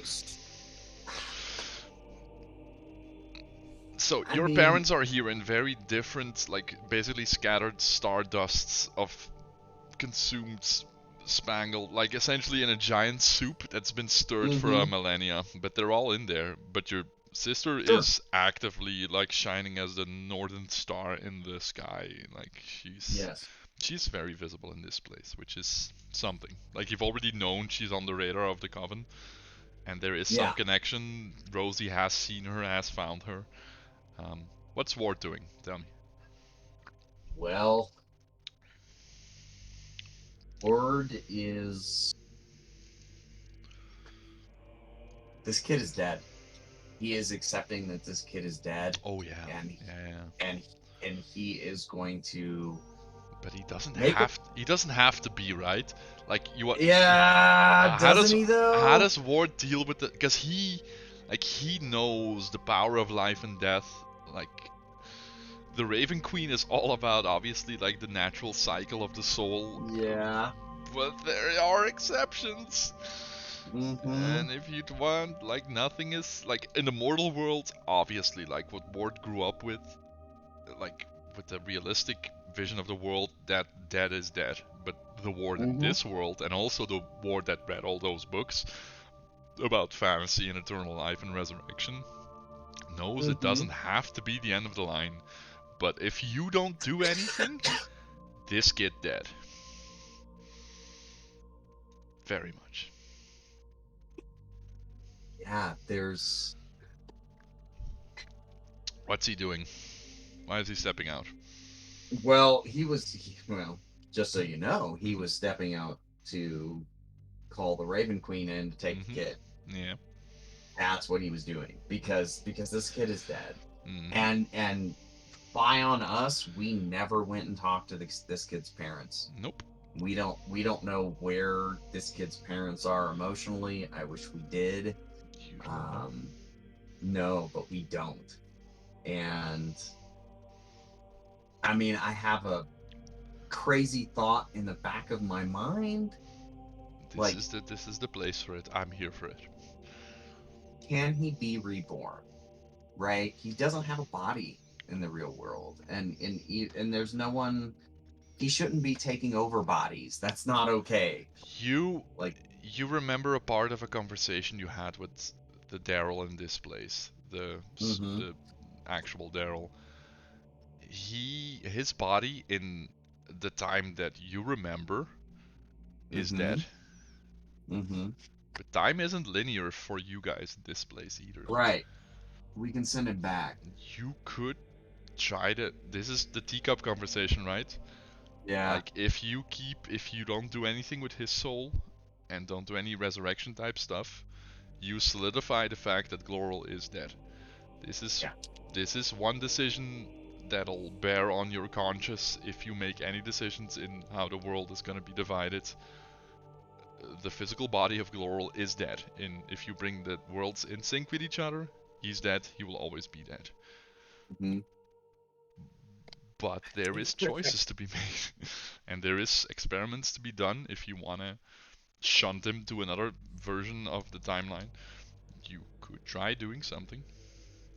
But this is obviously only going to, anger your Raven Queen patron at this point. Yeah. Because she needs that soul. That body legitimately died. Yeah. She is owed a soul. Man.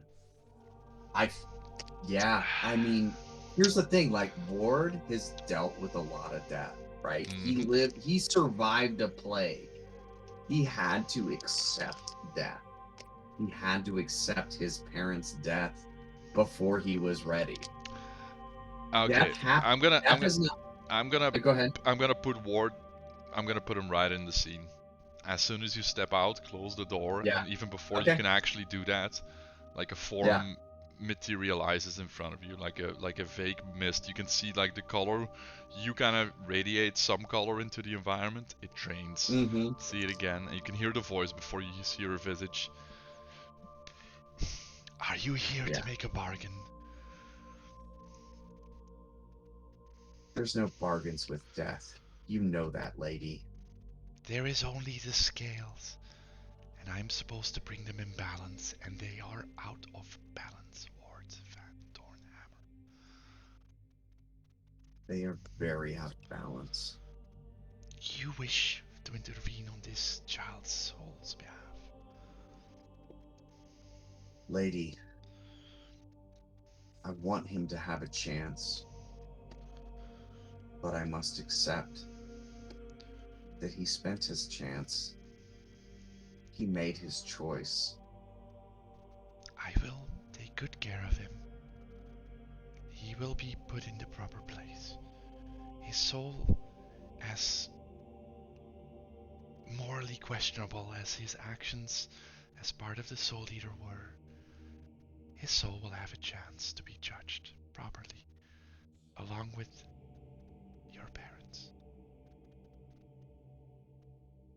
He gets really mad. Like it's obvious in his face and he can't even control it. Don't speak to me about my parents, lady. You took them before their time and you know you did. I had no hand in this. I was going to take them if my hand was allowed to reach them.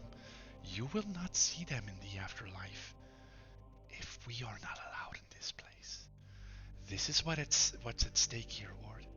If you want to see your parents again when your time has come, which it has not, you must keep this world open to us. If you want to see your parents again. I did not take them. It was the vagaries of fate, untethered from the will of our pantheon, that took their lives. We did not choose to be separated from you. So remember that. And if you have something to offer for the boy's soul, speak up. Can I insight check a god? You can 100% insight check a god. Because they have intentions. There's some things he agrees with and doesn't question, but there's also a couple of things he questions. You can roll it up. All right, I'm not good at this, but I'm gonna try it. Oh, so bad. All right. She's upset, but she's also trying to be very fair with you. She's mostly trying not to give you any false hopes. Yeah. And trying to be very deliberate. Like, obviously you have not dealt with a lot of deities but you know the vicar and you know all of the vagaries of faith. She's trying to kind of counteract that and be very clear about what's to be done or not. So I don't know if what are you reading into for the rest of it, because it's a good roll, so I can give you more if you want to. He's really wondering, because she just said this wasn't my choice. This, we got stopped from this. Like, is that true? And who is it? Was it a god that's like, who stopped her? She like, I know that's asking a lot. Yeah, but... you don't think she necessarily knows. The only thing she knows is that she wanted to get back in her house and the door was locked from the inside. That's all she, from what you can tell. You do know, however, you remember the conversation with Daryl. Like, he said there was a choice made, and the fact that the gods were the way they were is why they why they did this bubble thing, like why they separated the worlds. But that you don't know more about that. Like, Daryl specifically also said he couldn't tell you any more about that. Anyway, Shape disapparates and leaves you with this very clear instructions. Like, if you want the boy's soul, you'll have to give something in return. If you want to see your parents again, you'll have to act on the side of keeping, making sure the pathway from the deity's realm through the magical world, through the mortal realm, stays open so that they can reach the souls. Otherwise, you will never see your parents again, essentially, or not through conventional afterlife means. So, you want to step back into the room as well, so we can. You can still. Anything else you want off, separated from your partner? No, that was good. She can come back. Come on back, Wendy. I think it's very clear. She's trying to make it very clear what the choices are. She cannot. Yeah. She can intervene, but it's gonna. She already did it once, and she's. There is one more thing maybe on the 21. Like, she's annoyed with you, but also she is realizing that you can be her agents in this case as well. God damn it. Okay. Yes. Because you can. The gods are nothing if not, opportunistic. Like if there's somebody believing on the other side and willing to act on their behalf, where they cannot fully enact their will, they will definitely jump on that. My God, are you pushing me to go with the Raven Queen out of game? No, I'm Okay. completely up to you. But it's fun She's to push a the fucking Raven badass. Queen. She's a Right? fucking badass. Like, she's very convincing. She's like, also one of the less bullshitty gods either. Like Yeah. she is very straightforward in what she wants. She's very practical. Mhm. Which, let's be honest, that's Ward. Mm-hmm. Come on, Yeah. Ward. Anyway, all right. You Let's see do Ward this, step back Ward. into the room. Some of his like actual aura color kind of being drained. You visibly notice this figure as he steps back into the room. Like he looks a little bit noiry. She can't see me. She's blind. I can see your heart. Oh, that is true. That is true. You can't actually see that. But you can see his heart, and you can definitely see it's Daredevil-esque being... Will I lie, Vic? Ward, if Ward's heart is like pounding? Oh, it's absolutely pounding. He's upset. I keep Ward, forgetting that what you're blind. Could you shit are you remind me? doing? Did I turn off How? your light yet? By telling me, hey, remember I'm blind. Well, But- I'll tell you. Don't worry. See, I figured you were just telling me Yeah, his light is dimmed, right? Yeah. And He's it is not the go-getter, Yes. you know. So what are we going to Whatever. do? There is 3 witches left that I can see. I cannot see Rosie. I don't know where she is. I'm gonna assume she's somewhere trying to make the ritual work this time. But are we Well, ready to we make a need plan help. or not? Coral, we need help. Coral, I am here to help you. there's only one last thing we need from you. Oh, Ward. What stupid shit are you gonna do now? She actually said I was gonna that. say, oh please tell me you're saying this in game. Yeah. Oh, yeah, no, that's 100% in game. I'm here for Ward. it. Nice. Stop. I can see. Are you stopping? Okay, Yeah, so she Ward, stops him stop. before he Stop. gets to her. Like, stop, Ward. He honestly respects the vicar. He will listen to her. I can see that you communing with God or whatever you're communing with. You've been praying on your own. I can tell. He's like, That she puts her finger up to your mouth. She's oh, like, no, okay. He lets her. Where Yeah. you suppose his mouth is nice. Okay. you've been praying because remember he went off to go, I don't know, talk with Rosie or whatever. Yeah, But- definitely. Mm-hmm. The vicar was like, "Yep, he's out there praying for inspiration. I'm all for it. Yes, please connect with your gods, right?" So he's Before you has continue, Luna, this is almost the definition of like a wandering sheep, right? Like Yeah. it is somewhere on the pasture somewhere, and you're kind of Yeah. looking at it like, but keep going. right. He's, talking with Gloral and thinking about his family, and he walks off. I think because he's gonna cry and he doesn't want us to see him cry, but that's fine. Oh, That you is can- exactly what happens. But keep going. He's probably. Oh, you can't see though. I can't see. If you could see, you could actually. Okay, can I? I have put a my moment? finger up to When your you put your mouth. finger on his face, you can feel his cheeks are wet. Oh, you can. Is that cool? That Can we is do that? Perfect. I Like, love that. yeah. So, He's absolutely been crying. Ward, I know that you're struggling right now. What you need to do is you need to get it together, man. Pull it together.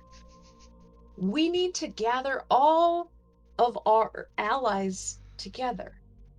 Look at what happened with Egeran. We were not on the same mission together. We all need to be on the same mission together. Gloral can make it with us on this mission together. Saving the kids. How good would it feel for Gloral to save his friends? How important is it for Gloral to save his friends after shepherding them into this horrifying world, quite frankly? His power was part of what, let this happen. Don't you want to help your friends, Gloral? Yes, course, I always wanted to. Like, I just want my friends to be happy. Right? And They're lost right now. You were actually right, in more literally than you realize. We make this world the way it is, the 5 of us. Like the house, the big house here, the manor, we are keeping it in this state with the 5 of us.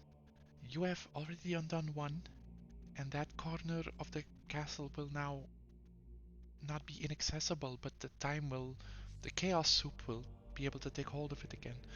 But the rest of the house, as soon as we take down the other witches, this world will try to realign itself, and Rosie's plan will fail.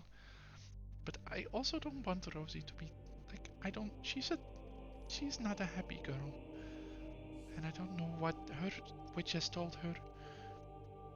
But I want to help all of my friends, even if they have been mean to me and made me do stuff I didn't want to. They're my friends.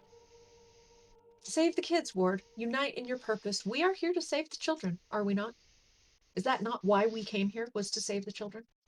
Yes. Don't go sacrificing yourself. I need you.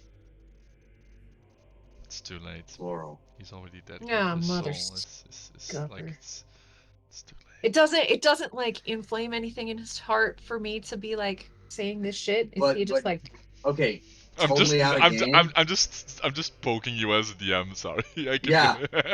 So just so you know, as a DM, totally out of game. Like Ward actually, he completely agrees with everything the vicar's saying. But what she doesn't realize that he believes is sometimes saving the kids is letting them go. That's the yeah, you are. Can I say something she didn't hear? You are aligning with the Raven Queen. Dude, she was really convincing.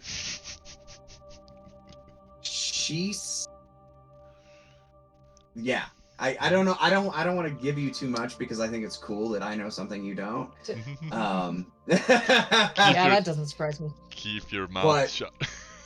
Yeah, but she made a really excellent offer that I don't think Gloral's gonna get anywhere else. And yes. Yeah, I think this is practical. I think this is the practical choice. I think the people die, and it's sad. And we tried. Glor's gonna help us find. But we can't save everyone. Glor's gonna help us find the other witches. And Ward puts his left hand out, and he doesn't have any weapons or anything on at this point, right? He puts his left hand out on the vicar and says, "Winter comes. Winter comes, and the fields lay fallow." Because he knows about fields, like, right? He guarded the farmland. Yeah, sure. He's not stupid. Sure. No, keep going. So, you don't have to he's explain like, yourself to me. Yeah, okay. He's like, sometimes it's the plants decomposing that make the fields fertile again. In the right time. Chloral. Ward? In the right time. I think it's time to let go. You can do 2 things for us now, if you want. If you want to help our friends. I really want to. Tell us how to find Ulrich Hilris now in this place. And then go with my... He almost says friend, but doesn't. Go with the lady. The lady will make sure you get a fair chance. Yeah, he's gonna do it. I think Roll that's the right persuasion check with advantage. God damn it. So here's the thing, like, the vicar doesn't disagree. Their death is part of living. Yeah, right? Like, that's what I was saying. I'm all about that. And I get advantage. You get advantage. To try for the 20. I'll try for the 20. You should try for I saw it. I was there. No, it's good. You get those stews out, right? Yeah. Alright. Luna, you want to interject before this happens? I gotta pee so bad. Can I have a moment? You can have a You moment. Go pee, always have go to pee, pee. and I'll Thank you. talk to Luna. Yeah, because he's totally just focused on what he just did. That's fine. Sorry. Okay, Oh well, my God. so here's the other thing you didn't I'm not address. happy about Ward was this. out there in the fucking hallway talking. What was I doing in here with Laurel? You can actually fill it in if you want to. You're just standing here. Laurel's like Right? quietly sobbing, like he's not happy at this point. Yeah. You've made him Like, cry twice, angry. not on purpose. He's like actively realizing that this is the end of the line for him. Yeah. And I think he might actually. Are you gonna push him for anything else while Ward is out there? Because he might have been out there for like 10 minutes or something. Like Yeah, it seems like he was out there like. it was a doing mood and a conversation as well. So you have an option here if you want to. You want to push him Yeah, for I something? do. I do. I want to know, like,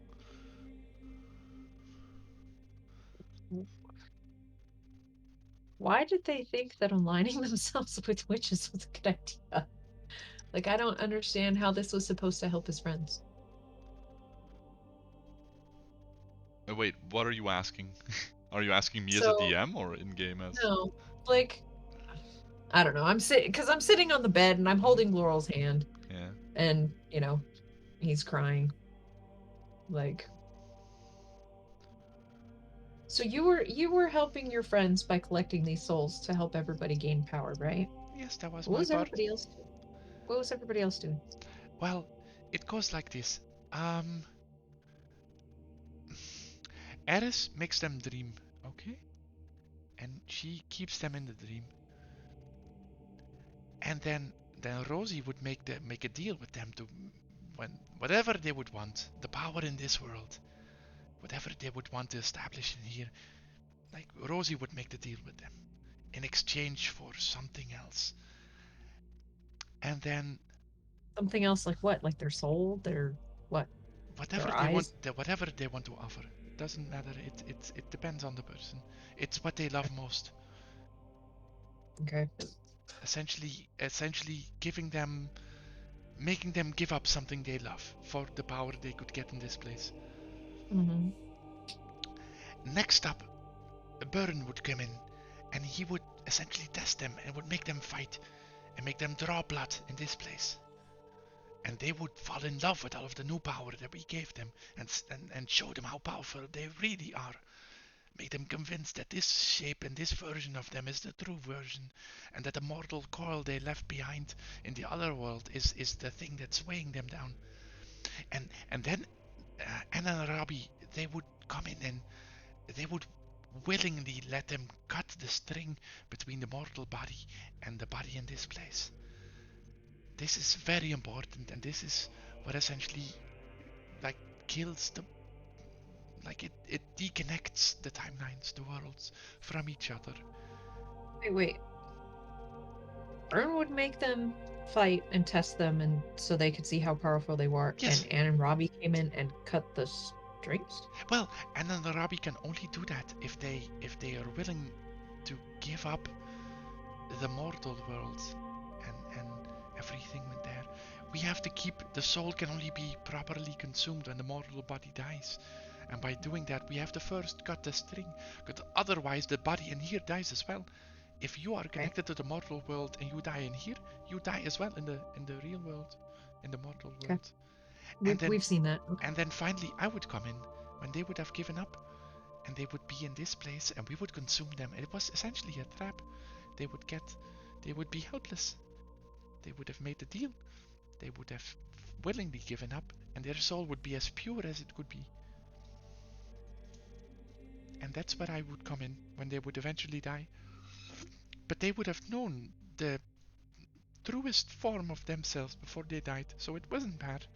Like I said, I am not the bad part in this. It is the scheming and the making deals and trapping them inside of their dreams and making them think that this is the only place to live. Which is not very nice, but I get it. I was gonna say, you didn't think that was a little I didn't understand at first. Hmm. And I've slowly began to understand how not so right it is, but every one of my friends made the choice because it made sense to them. And it's the coven is the only way for us to ever be free. free from the mortal world, free from the gods watching us and trying to control us or trying to manipulate us or consume us. And all of the souls that I've consumed, they live within our power.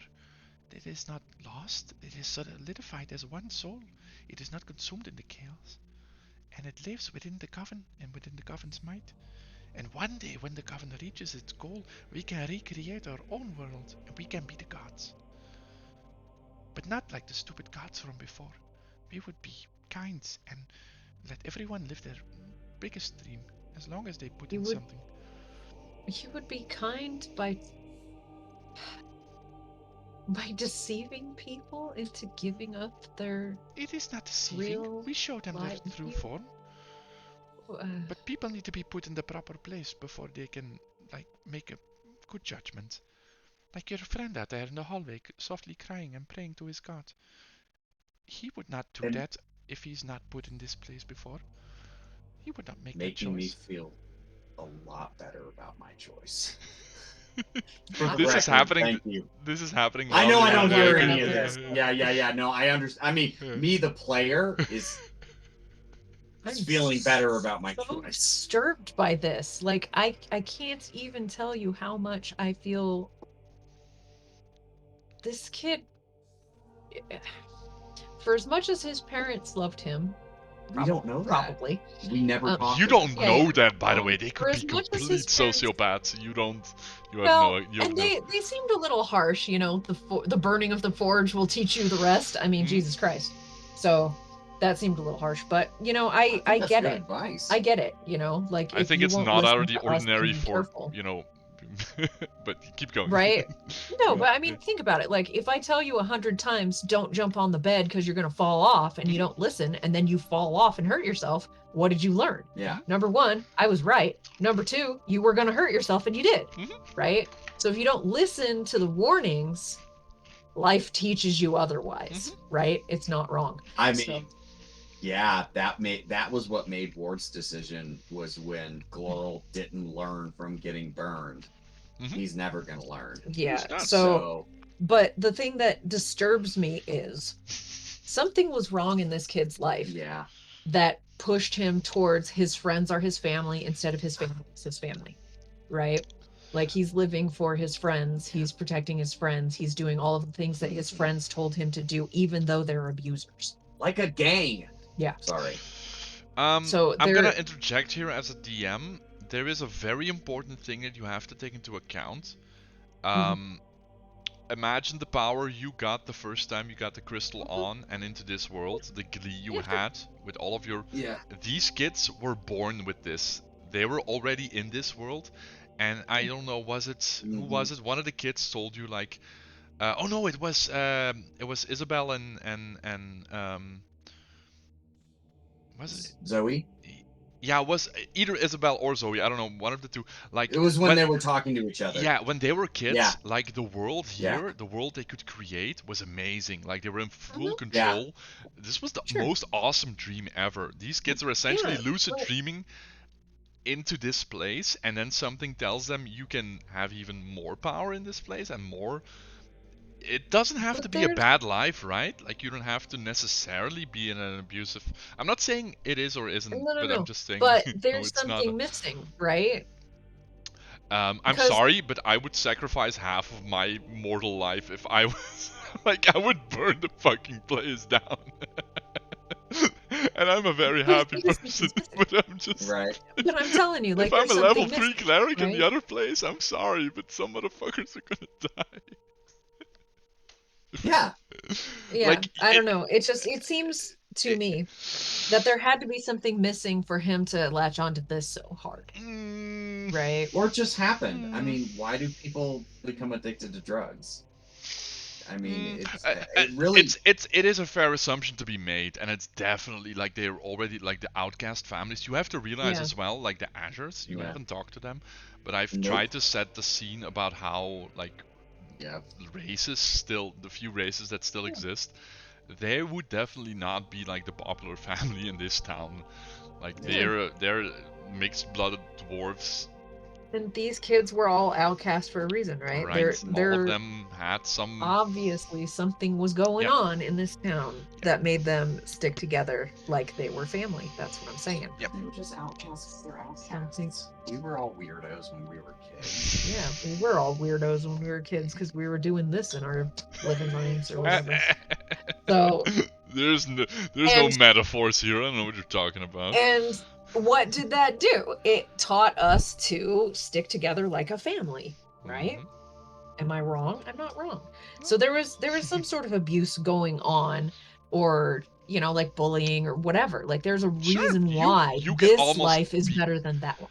Phandalin would not have been kind to a little Azure, Gloral Azure. Like that's a given. So Like, I get it. And kids are dumb, and kids, they only know what they're shown, right? Like you don't realize somebody is their friend. They'll take that as like fucking money to gold, the bank, man. right? Like that's Yeah, gold, exactly. right? That's, and they'll fight for that. Like they Yes, know, 100%.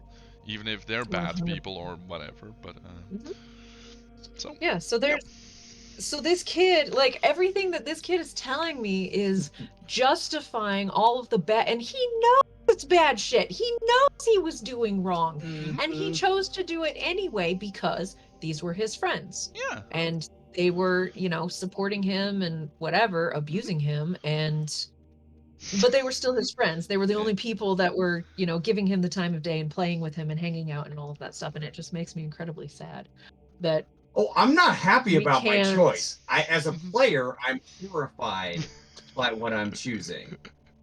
For the record. Yeah, I'm assuming you're gonna have his soul be taken, but you don't know what I'm. You don't know. I don't. You but don't know. You'll have to watch the stream. Don't forget to watch it. It makes me sad. Like the whole situation just makes me really bummed for these kids. I did describe a pretty bleak ass world when the campaign started. This is what. And suddenly you get like a literal spark of color and life and magic and what are you willing to give up for that? Is like literally this kid's life, right? Like how far are you willing to go to keep Shantae on your side and in your ear and your magical powers to help people? Like it's gonna be. But anyway, you want me to find Ulrich? I can, but you have to promise me something. Okay. And I really mean this. You have to promise it. I will not help you if you do not give all of my friends at least a chance. That's what we've been trying to do. Because I was able to separate myself from the Soul Eater, and I will. And he like kind of bows Tiff's head now. I know it means the end of the line for me, but I was willing to do that. The other kids are may not be so inclined, especially Burn. He's gonna be. No, the other ones as well. Like all of them, they need this a lot more than I did, or do. But please give them a chance. Give them a chance to separate and save their souls. They're good kids, and they've been put in a very bad place. And the witches are real. They tricked us originally. We didn't make them up. They are real. They are real forces, like evil forces in this world trying to take a hold in our world. And yes, exactly. So, destroy them if you have to, but try to spare my friends. And now I will show you where Ulrich is. He is over there, and he points directly up. Okay. To the right where we thought he was going to be anyway, right? Up in the. I mean, seriously. Yep. Like I could have probably found him by myself, except I can't see. So were you expecting us to ask for Ulrich? No, I didn't know if Ulrich was gonna be. He's in here if you want to. Do you promise? We came up with it in the past couple of hours before we played. No, it's perfect. Like you're looking for allies, right? That was the scene I said 2 sessions ago. Like you cannot do this alone. Yep. Yep. And especially if you're gonna fucking set this kid's soul free. You don't know I'm gonna do that. I don't. Do you promise?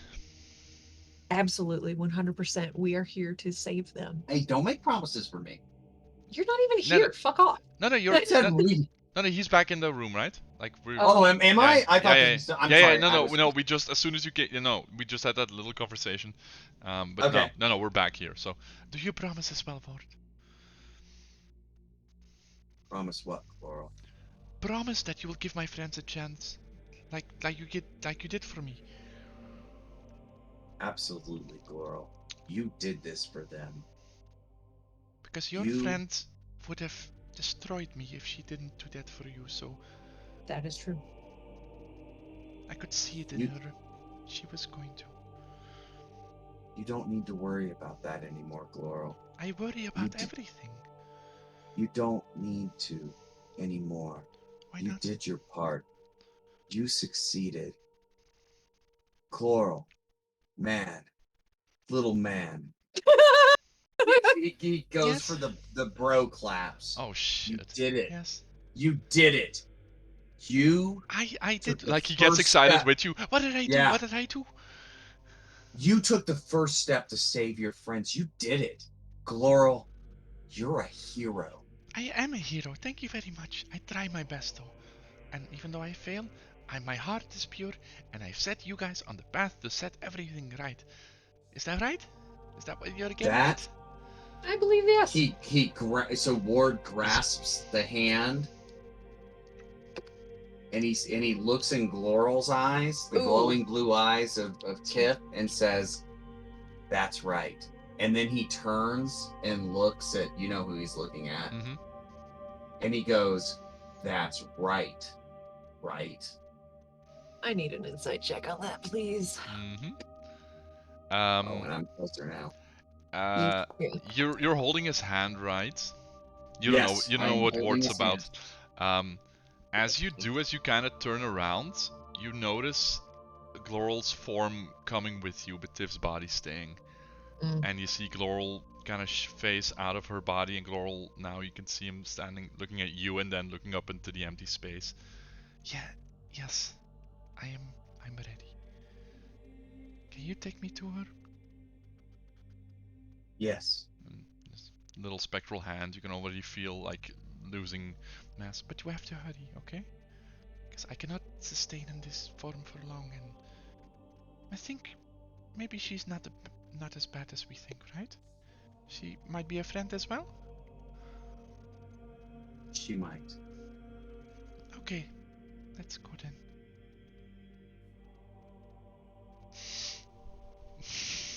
He just nods, tears streaming down his face. Yeah, I'm not crying. I know! Jesus Christ! Just not to scare. Right? Okay, let's God go. Let's it. go. I believe in you. You could be my new friends, and I will shine on you from wherever I am.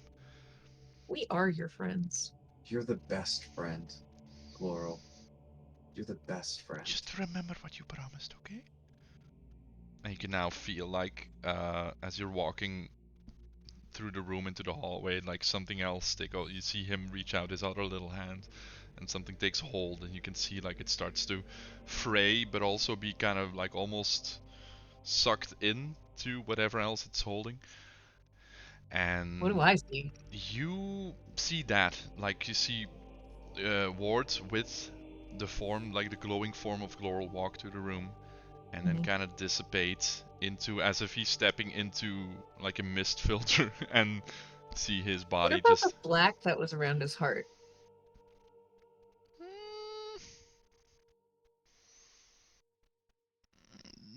I mean, she does have the sight of Shantaea and everything. She does actually make that. Yeah, I don't know. Make that insight. Make that a perception check with advantage, specifically for this.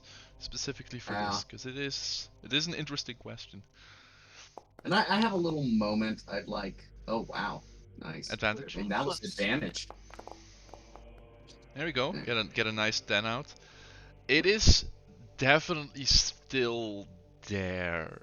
But there is, to stay in the theme of this campaign, a little flame brightening it up from inside. Like it's Okay. it's the first spark in a dark room, like the first bit of firelight, like bonfire in a very cold, dark, black room of his soul. There's hope. There is hope, Okay. indeed. That's what I was getting at. Ward, you Yes. get a little whisper / W. Okay. Oh, okay. And I Yeah. like As you let, is because you're still holding on, I'm gonna assume, right? yeah. Still, yeah. I'd like him to like have glory.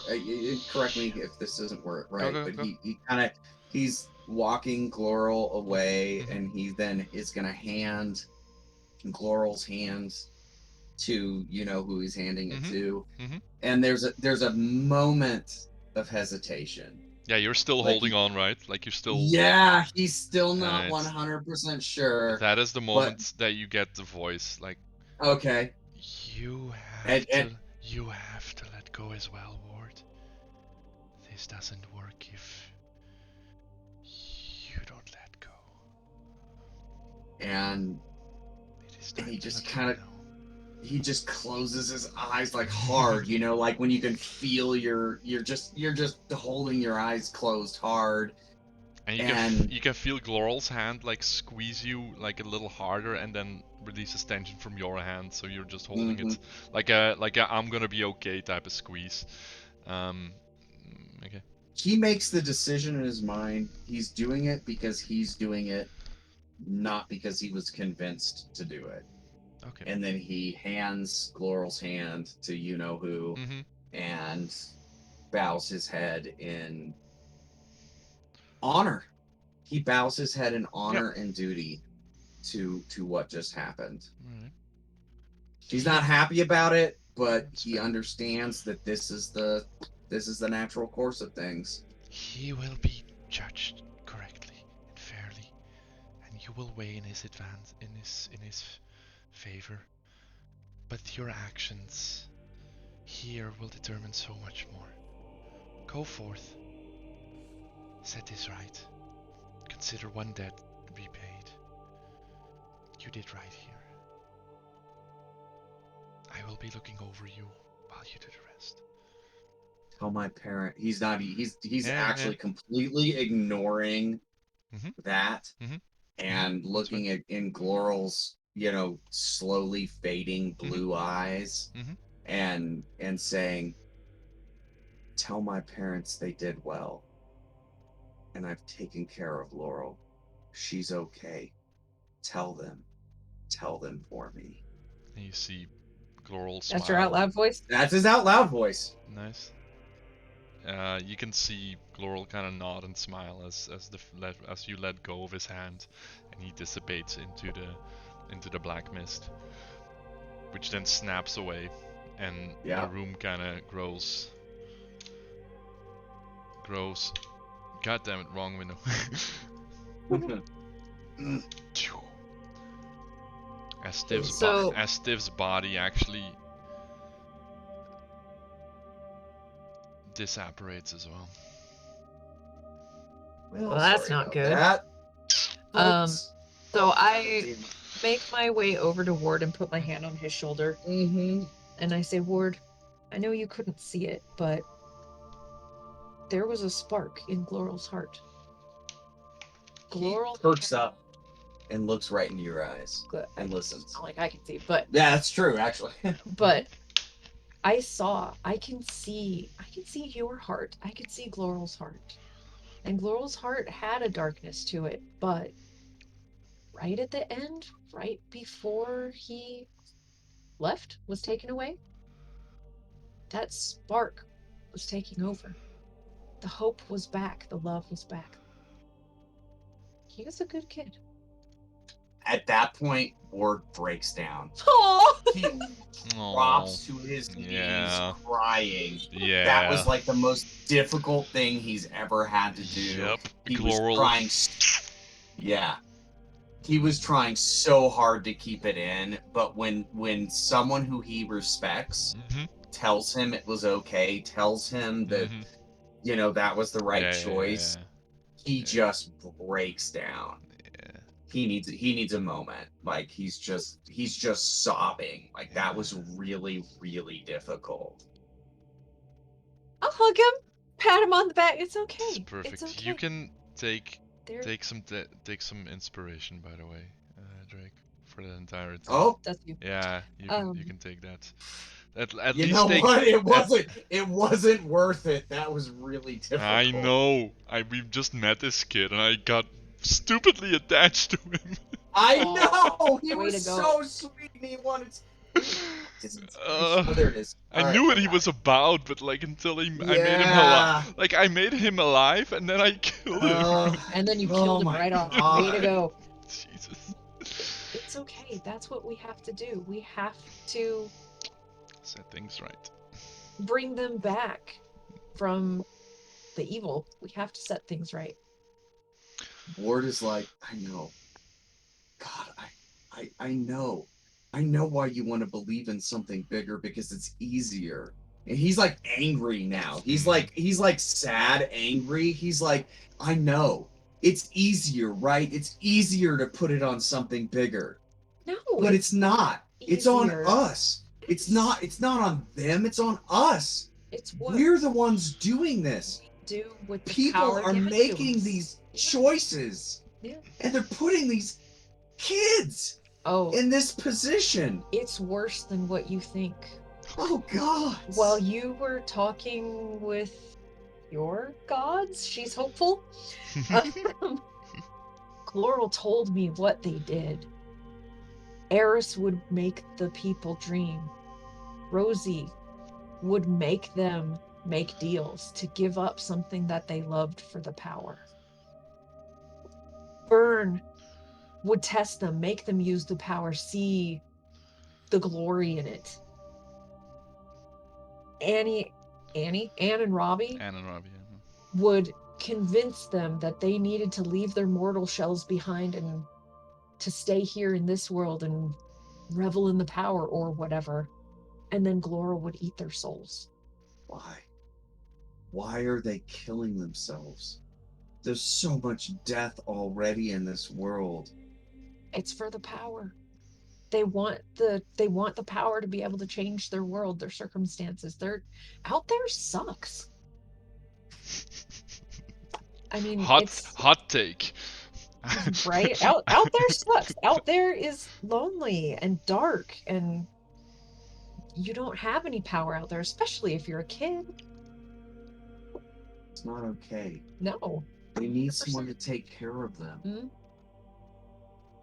But we know these kids didn't have that. We know what Byrne had to deal with. We know what Rosie had to deal with.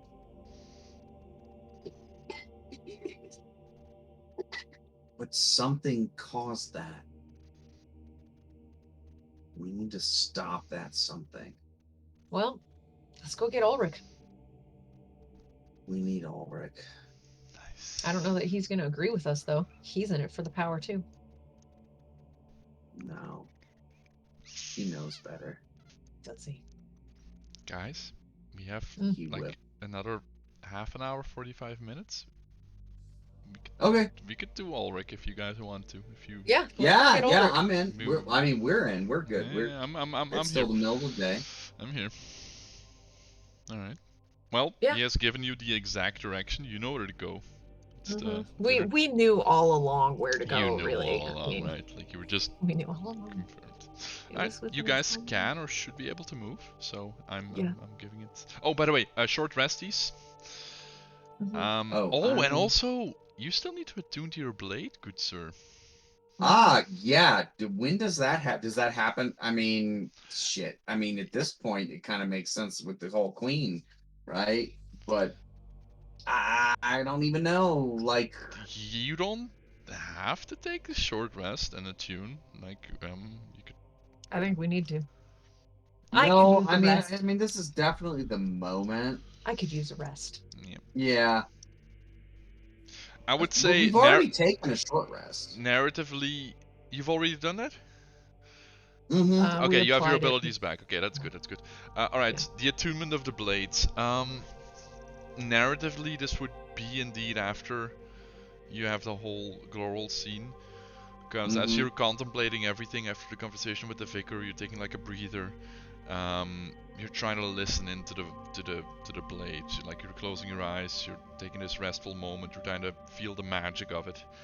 And this is gonna be interesting. Yeah. Hold on, I'm gonna zoom out your map properly. Oh, Because okay. what you see is a bunch of things. Okay. I'm gonna try to properly do them. I'll see if I can do them in the right color. Because you can see not necessarily people, but like auras, kind of in a way that you maybe have seen. Make a perception check. We'll do it like that. Let's see how it. Oh, happens. me? Yeah, Okay. yeah. Make a perception check. Like this. I'm gonna try. Oh, there we go. Sorry. Ooh, Nice. fucking yeah. Alright. Okay. You're not just gonna see auras. You're gonna hear. You're gonna like be actively hearing faithful entities in your surrounding. Obviously, Shit. like a bright fucking set of stadium lights, the vicar in front of Yep. you. You can hear some of her prayers, even though she's not actively praying. You can hear like the pureness in her heart. And I'm gonna try to. Can I I'm always praying. do this? Does this work for you guys? I can see a white circle. Perfect, perfect. You see the white lights of the vicar praying. Off into the distance, focus on the top right. Mm-hmm. And I don't know if this is gonna work because it's gonna be in shadow. Yeah. Hold on. Yeah, I'm gonna have to. Hold on. Let me quickly readjust something. Yeah, that's okay. I'm gonna reveal some fog on the top right because you actually can't see another circle. Yeah, I can. Okay. Hold on. There we go. Oh wow. Yeah, I see it. Yeah, you can see something else praying. This time not in common, but in celestial. Oh Jesus. Alright. Okay. Oh, Oh, Jesus. that's way the fuck over there. Also white. Yeah. Then hold on. Hold on. I didn't even realize this place was so fucking huge. It is huge. Yeah, I mean, he told us the first time we went through it, and we missed a lot. Yeah. Then it's gonna be a little bit to the right. Where's it gonna be? Yeah, I'll put it over here. You hear another voice. This time more conviction. It seems to be. I don't know if you've heard. I think you've heard some of Igaron's prayers. They definitely resemble them, but there's a lot more. I don't know how to put it, like fire in them. Inquisitor? Okay. It could be, yeah. With that fucking 20, I'm giving that you. It's the like bottom right. Yeah. Bottom right. Yep. Not white though. Definitely like a pale gray, and not a. Got it. Yeah. Right. Yeah. So, and then finally, let's see. Did I get everybody? Yeah. Top right is gonna be the last one. Top left. I'm sorry. Is gonna be the last one. And this is gonna be like a violent red. Oh dear. Of a. Hold on. Did I do this correctly? Yep. There we go. There we go. This is common as well. Oh Jesus. But interestingly, you don't understand the language, but you can pick up with the. I'm still giving it to you with the perception check you made. Somebody who's not super well versed in the language that he's praying in. It's a man, male voice, praying in a language that sounds devilish, fiendish, abyssal. You're not sure. You don't understand the language. Yep. So that's what you get. Let's see. We got those. And obviously, but this is not a like a visual thing. You have like the looming figure of like the Raven Queen's wings over you, wherever you step. Like she is near you either way. Like you, because this sword is essentially asking you, who do we want to serve? It's not specifically, and this might surprise you initially, like it's not typically bound to Tymora itself. It could be bound to anything that has enough connection to a deity. So there are some options here. You have Shantea right next to you. Some celestial that you cannot define top right, but there is something listening there that you can bind to. Probably Tymora, bottom right. And something equally powerful, but definitely on another alignment scale, top left. And the sword is essentially going like feeling in your heart, like who do we serve? Do I need to give the sword a voice? No, I don't think so. Maybe it's not. Maybe it's not the sword's voice. Maybe it's almost like a memory that you didn't know you had of Igaran in your head, asking you, "Who do we serve, Ward? What do we believe in?"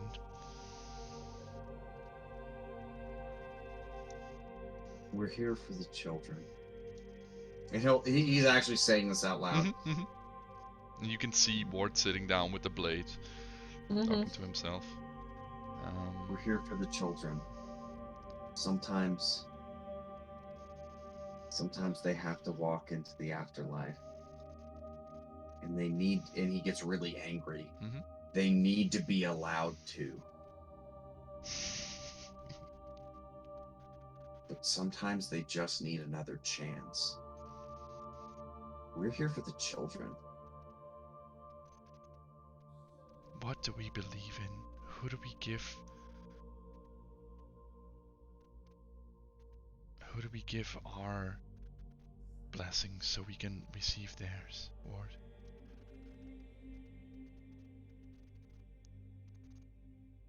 Who do we trust?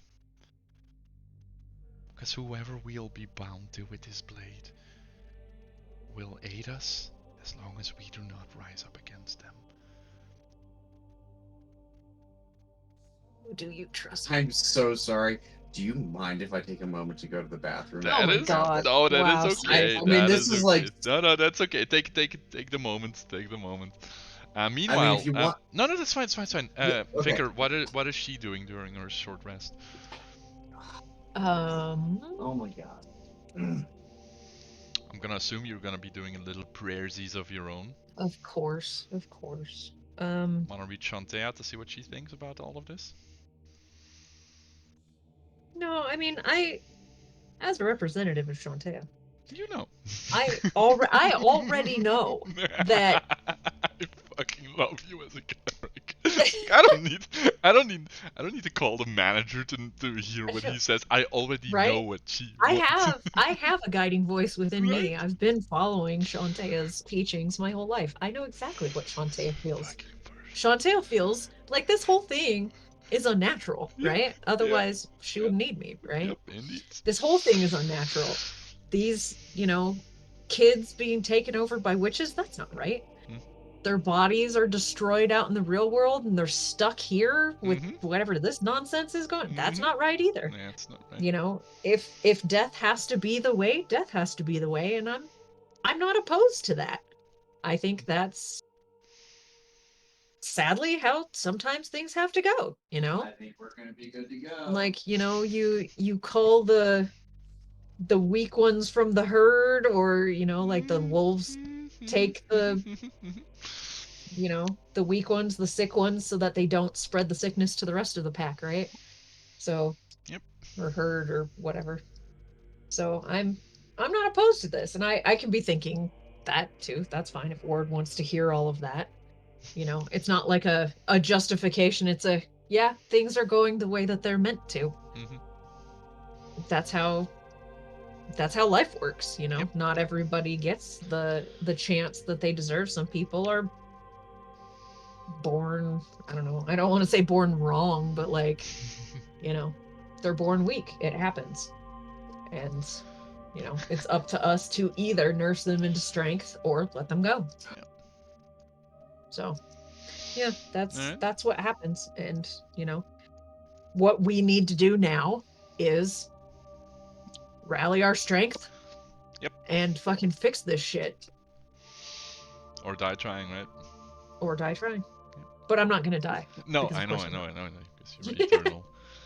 Or else. I'm gonna No, start. it's not that I'm eternal. I'm It's gonna, just that, you know, I'm gonna start believing in one of these days. it's true. It's true though. Yeah. This is not the vicar's time to die. That is. Board Ward back yet? turn. Alright, there we go. I'm Yeah, back. he's Oh back. yeah, I'm back. Alright, what Okay. do you You got, need a Holland? camera. All right, I'm gonna throw a real wrench into the. I swear to God, if you align with the fucking 100%. abyssal motherfucker in this corner. Yeah, If no. you What is peer wrong with through you? the fourth wall and see me, the DM, What? and align to me, I will allow that. I'm here for this. Oh my But if you Ward go turns against my to- will, motherfucker. God. Ward I- turns to the vicar, I'm here for your side. Yeah. and he's like, "Shantae, I mean, the vicar, give me that moldy wheat." All right.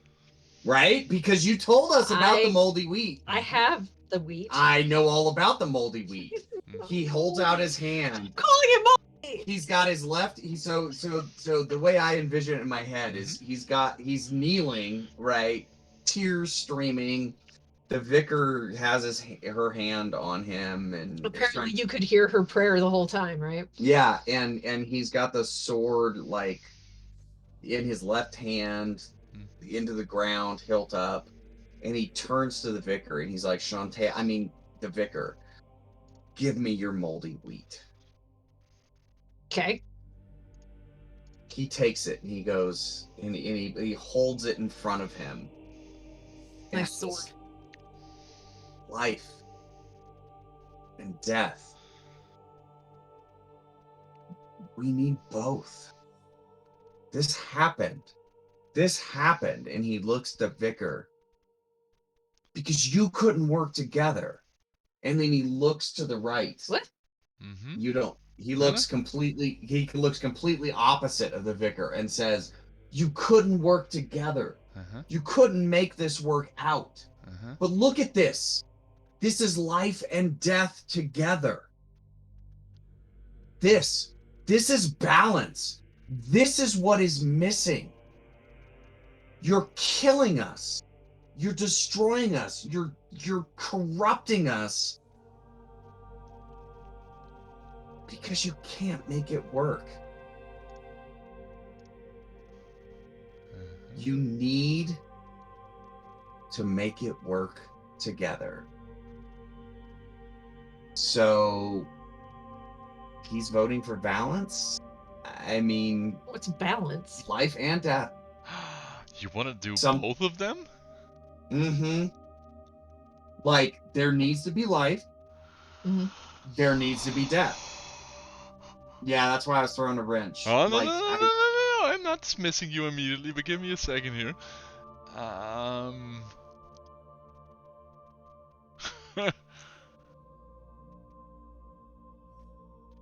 I'm just gonna say that sounds like Shantae to me.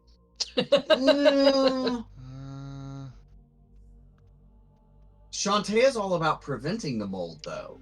And Ward is saying, no, the mold happens. Mold needs to happen. People need to die. Bad things happen, which is a kind of a nod to the Raven Queen. It's the circle of life, baby. It's a circle of Shantae is life. about the circle. And he's all right. He's No, really no. I'm allowing Okay. it. I'm allowing it. We'll go into the technicals real quick. Mm-hmm. All right. How does this work if you're bound to two fateful entities? Okay, I will. Obviously, like, there's no 30 feet of fateful unless you specifically want the vicar. Like, you're either gonna have to become a faithful of Shantea to bind to her, or use the vicar. No.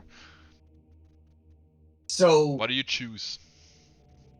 I would use the vicar. I mean, the way I'm imagining it is they both have to agree. No. Here's the He's thing. You can Okay. align yourself. You can basically devote yourself to the Raven Queen, which makes you the faithful that you're binding to as a proxy for the Raven Queen, which makes you your own faithful entity in this case. That is okay with me. You don't have to. There's no 30 feet thingy because you are the one. If you want to go for Shantae, you don't believe. You're not a believer of Shantae, and even if you were, you wouldn't be powerful enough to, light up on the circle thingy, on the detect good and evil, but for faithful people. But obviously the vicar would. So you would have to choose yourself and the vicar as faithful entities, which would act as the will for your weapon. And if either of you would disagree with the action you would go for, and in this case also the Raven Queen would disagree with your actions, then your weapon would not work, and you would lose the magic, and it would become a mundane sword, long sword. Is that okay? Yes. All right. Yeah, that's exactly what he's looking for. Like, right. Everybody has to fucking agree. That's gonna make it complicated. That is gonna make it. You chose. That's complicated. Yeah. I gave you options, and you chose drama. Nice. Yeah, I did. I'm not gonna deny you that. Like I'm here for I it. appreciate that. The caveat is here. Obviously, I'm gonna drop the 30 feet requirement for the vigor here as well. Okay. But the fact that both of you have to agree, like if either of you disagrees, like if the Raven Queen or the Vicar disagrees with what you're gonna do with it, you'll have to roll for it. The rest of the rules stay.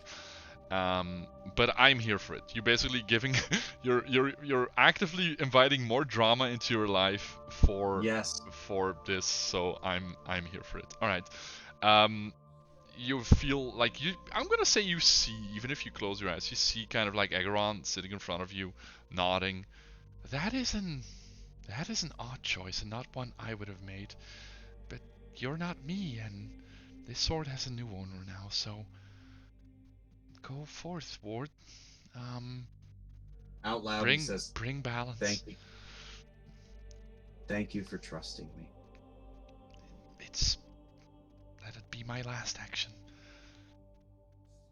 Go forth, Ward. The sword is yours now. Make me proud. And you feel some things. Vicar, first of all, Ward is not actively talking, but you can feel besides seeing his heartbeat, you can now feel him in a very strange way tied to you religiously. I don't know quite how to put it. You've already heard his voice in your head once. You now feel a weird sense of power. In a good way. Like a lost sheep wandered into your pasture and it found its shelter in the rain in your barn. But this is your sheep now. You're responsible for it. So I knew he would come to it. But it's not your sheep, and it's a different color, it's a different breed, and it might not always stay in your barn, but it's definitely under your care and protection right now. You feel the power and the connection to this blade, and you feel like the mechanical rules to it. As soon as Ward does anything that goes against your desires or your will, which means that you know his intentions of what he'll do with the blades. Mechanically, guys, whatever attacks you want to do, Ward, you have to, before you describe them, that they'll happen. The Vicar will know. Like, That's fair. I'm gonna go there, I'm gonna hit this. I'm gonna drop this guy on the ground and stab it through his leg to make him give information about the rest of the blade. Like, anything you intend to do, use this magic, the Vicar will know. Obviously, the rest of your thoughts are still private. She is not your patron or anything, but for the matter of this blade and its magic, the Vicar, you are tuned in towards intentional radio of intention. I'm gonna call it like that. Ward, you feel the blade actually working. You feel the attunement working, and also like Aegeron's voice for the last time as a little bonus. That was that. Like, the conversation you had with her. So All right, and both of you guys have short rested. You've got a blade now. Do we hold on? If we short rested again, do we get to do the thing? Whip that blade. Hold on. You can attune normally like it's an actual weapon, so it's in your inventory. It requires attunement. You can say that it's attuned now. I don't know if you have to click it. Does this count as a new day? I don't know. Can I do a fake roll with it? Sure, go ahead. Because it's not. It's not gonna be fake. Ward gets a new fucking weapon. He's gonna test swing that thing, right? He's gonna test it. Yeah, you're right. You're right. Do that. But if we got a short rest, you should be able to recover some. Oh, I did. Holy shit. Oh, that looks cool, Rusty. Hell yes. Is this up to your up to what you wanted? Oh expected? yeah, that's badass, dude. Yeah. So essentially, as well, if the blade is active, it is like instead of like a steel hilt, it is a hilt of pure light, like, and that's why it also gives off sunlight, like it literally shines. Oh, which also means I can increase your radius. Yes, please. Yes. So mechanically, short rest. Yeah. Do we not recover hit points? You can roll your hit dice normally. I don't know how it works, like in the in the interface, but. So you let us do that at the end of the last one. Can we do it again? Because you did let us already have a short rest. Oh, did we? Yeah. We already did that. Yeah, I don't. Right. Yeah, we did. Because I mean, if you look back, you can see I rolled mine. Yeah. Okay. I was just. No, good looking out for you, Ward, with your, I'd love to have some more hit points. Bits or whatever. Yeah. What was I doing? I was doing something. Why am I looking at sheets? Oh yeah, your token. I need your token. Where's your token? There's your token. No, this is your token. All right, light. You get another 15 feet. There we go. This should do it. Nice. And this isn't just sunlight in this place. It also like it logs down everything from changing. As you see the blade light up. Hold it. There we go. All right. So after all that happens, Ward turns to the vicar and says, "I trust you. You've earned my respect." And then he turns exactly opposite her and says, I know some things need to happen. I know you're hungry, but you need to pace yourself. Let's do this together." And he looks forward. We need to save these kids. Are you possessed? I'm not possessed. Do you want to insight check me? Ward? Yes. You're talking to people who aren't there. Are you sure you're not possessed? He looks at the blade and looks up at you. I don't think so. I mean, am I? Does he look like possessed? he seriously considers, is he possessed? Because some serious shit just went down. You don't know. Yeah, he doesn't know. You have no frame of reference. You have no frame of reference. He doesn't know. Both of you, roll me a history check. History. Because something, while you're resting and everything that happens, I'm gonna try to pull something here. Okay. 12, figure. Sorry. Boink. Yeah, I know. Oh, nothing. wow. I know everything about history. Vicar, I make my own history. You're trying to, like, sometimes you basically get like some memories back from this place from a life you've never led according to your mortal memories. You try to recall anything else, maybe, perhaps. Everything is vague. This is chaos. Like, there is stuff here that might be a dream, might have happened. Nothing really substantial. Ward, the only thing you really get is the feeling that if everything has happened before and will happen again, that you opened up a window in a very stale room. I don't know how that emotionally reflects upon him, but you did something that felt fresh, new, untested. You have stepped outside a branch of how life was supposed to go for you. There is a sense of like both excitement, but also wonder, but also some fear. Like stepping off a plane in a country that you've never been to, like a whole new world, opportunity, but also danger, and not knowing what's gonna come. Like attuning to this blade, making this strike with these two powerful entities. Wondering, am I possessed or not? Like you realize you have stepped into something that you do not fully understand, and that you have to let go of the fact that you might never understand. And you take, like, in doing that, the first step into becoming a true, like, faithful believer. I was gonna say, it's all faith. Yeah, that's adorable. And that's the only thing that'll give you some, like, you won't immediately collapse through the weight of everything. Like, you have definitely done something here that breaks some molds, at least for the person that Ward is.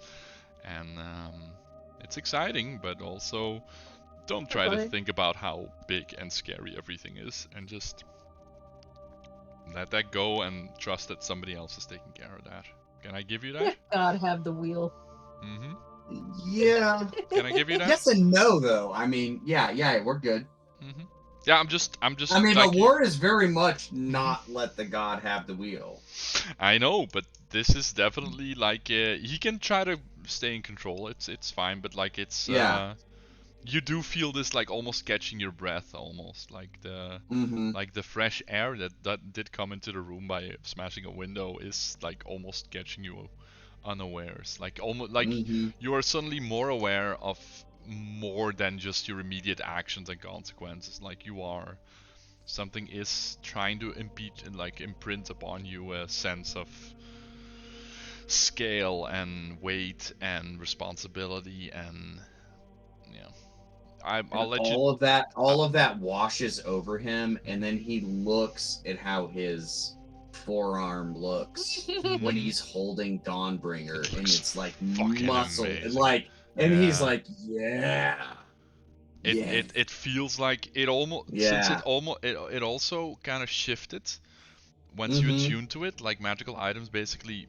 and it is the perfect balance for you. It was a little oversized for you first because Ego was a giant ass woman.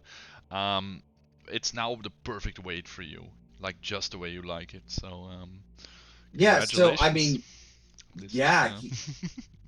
he's like, all of those things enter his mind, but then he just focuses on how good this feels, and in how he thinks about himself. He thinks about his physicality and the actual physical things he can do. And I mean, I recognize all of those things are happening, and so does Ward, kind of in the background, but I'm just like I'm giving it to you because this is an important moment, and you cannot like, you're branching off here. You did something the story did not expect. He did something. All right, you guys still want to go to Ulrich's? Because it is we time. do. And all right, if we can. You can let's move. do it. Well, all right. Well, you're the protector. I will clear the way. I'll just like. I am put holding. My hand his Gosh, back. I'm gonna hold. So, Ward is not actually gonna have a shield. Are you gonna two-hand this thing? Because it is versatile. No, it is versatile, by the way. Like, you can actually hold it two-handed, like Ego did. I saw that, but actually he's holding the Vicar's hand because she's blind. Yeah. So he's gonna like be leading the Vicar behind him with Dawnbringer in front of him. Does he know that's what? Does he? Yeah. So I mean, my AC shows us 19, but let's all I just think. agree it's 17. Hold on. Yeah. I think if I just put my hand on your back, Yeah. this would be fine. No, I'll walk no, behind you have you. to give me this. I need this to be canon. Yeah, hand I'm like I'm a fucking purposely invalid. sacrificing my own health here, my own defense to help you. Sorry, me as a DM, as a fanboy of this show, I need this to be canon, please. Could you hold Yeah. hands as you skip through the grand hall? You with the Yeah. Dawnbringer basically lighting up the fucking hallway. Yeah. Can this be He canon, absolutely please? does that. Jesus Please, Christ. Luna? Yeah, I'm comfortable with that. I don't know if Luna is though. Are you holding hands? Hold hands It's for me. fine. All I'll right, hold his thank hand. you. Yeah, That's- she like tries to let go, and he just squeezes a little bit tighter. Do you want to do an opposed strength roll? No, stop on, rolling. bring it. You're just walking, motherfuckers. Why? I already rolled my 1. I'm due for something bigger than a 1 now. Alright. Are you? No, I'm due for another Yeah. 1. I can feel it. Okay, I'm gonna go another. I mean, we know where he is. Yeah. We do. I'm gonna avoid the place. I mean, the Moon Witch was here, so I'm gonna kind of avoid that. Oh, is that where I should go? Are you a righty or a lefty? Righty. So he's holding you with his left hand. Alright. As you step over here, you actually see ritualistic markings on the ground again. This time not in a 4 pattern, but in an actual. I don't know if you guys can still see this. The 5 circles on the ground? No, not the 5 circles. There's an actual 5-pointed star in shadow, but it's not bright enough. I see now. No. No, that's a shame. No. This. No, I can't do anything about that right now. But that's fine. We'll come back to that later. Anyway, as you walk here, you see like the glass detailed floor where the sigils used to be, like the 5 sigils. There is now a 5-pointed star of darkness. That's what you see. You can kinda see it. I think you can see it on stream now. I don't know if you guys see it. But... Oh, You yes. see it? Yes, I can see it on stream. Yeah. Yeah. That's weird. It's not Sorry, I was proper. It's taking not notes. properly showing up on my DM screen either, but on the stream you can actually see it. You can see. Yeah, I can see it. Yeah. And it's As a little off kilter. It's Oh, you like, can kind of see it. Yeah. Kinda. You have to really be looking now at I it, can though. see it. Yeah. The circle of Ward's light is actually making. I know. Yes. Yeah. Because There you that's go. what Well, actually, Darkening. and that's what actually makes happens. sense. You do Yeah. kind of bleed it out, but if you look at Yeah. the edges of it, you see like somebody like painted darkness on the ground. Like there is no definition. There's just sheer darkness, like Vanta black on the ground of a 5-pointed star. I will clear out the way as you approach the dining hall. There we go. But like Ward is leading me to not be touching the circle. Yeah. We walk around the circle. Yeah, that's fine. Alright, as you step into the grand dining hall. Oh, hold on. Just a second here. Because these motherfuckers are not supposed to be on. Just go right there. Hold on. Because you have your own lights. I think all of them are gone now. Okay, I'm just gonna try to clear out everything over here. That should do it. We want Ulrich back. There we go. The dinner table. I will quickly describe the scene. It is almost as if nature has completely overgrown and overtaken this dinner table. You had seen it with molds and cobwebs and skeletons last time. This time, like, vines have completely come out of the ground and like wrapped over the table, and everything that was once food is completely molded over and turned into mushrooms. Like the smell of mold hits you, the smell of damp, like jungle almost takes you, as you can still see like the old wood of the table shining through, like peering through some places, but the rest of it is just like overgrown vine. You see a couple figures, or like they're almost like tree cocoons now, sitting in certain places. There is one place on the right that you can still see like a bigger figure sitting. almost like a throne of vines, but it's completely encased, like it's an immobile tree at this point. That's the position of the. It was gonna be the queen, I think, who was sitting. Yeah, I was gonna say the That's queen That's the was queen over on there. the right, yeah. So that's the Yeah. queen. And then on the left side, you see firelights in the foyer area. In the saloon, I mean, the smoking room. So Ward sees that. Mhm. He turns back to the vicar, and she's talked about seeing hearts and souls, Mhm. right? Mhm. And he says, Vicar, what do you see in here? Are there hearts? Are there souls? I survey. Look, Are there hearts and souls? Nothing. And as you're looking at that and you're looking towards the fireplace, mhm. you hear something, even though there's no beat, there's no life, but you do hear a familiar voice. My friends, come over here quick. We can have a chat, and it's. I've already turned on the lights and put a log on the fire, so come sit with me, yeah? As you see, Insight check. as you see a familiar figure waving you over. Is this Shadow Ulrich or real Ulrich? I would like to make an insight check, please. Because I whispered to Ward, there's no hearts. Is that true? Does she not see a heart in him? Mhm. Okay, I would like an insight check. You Can I can. get the real Ulrich, please? Okay. That's what I rolled. Mm-hmm. Oh, do I need one too? You 'Cause I can heard if you it. want to. I heard it. Sight. Quickly snack. Nice. This is Ulrich, but a lot more confident. Less twitchy. But it's him. At least from what you remember. But he's not real. He's not.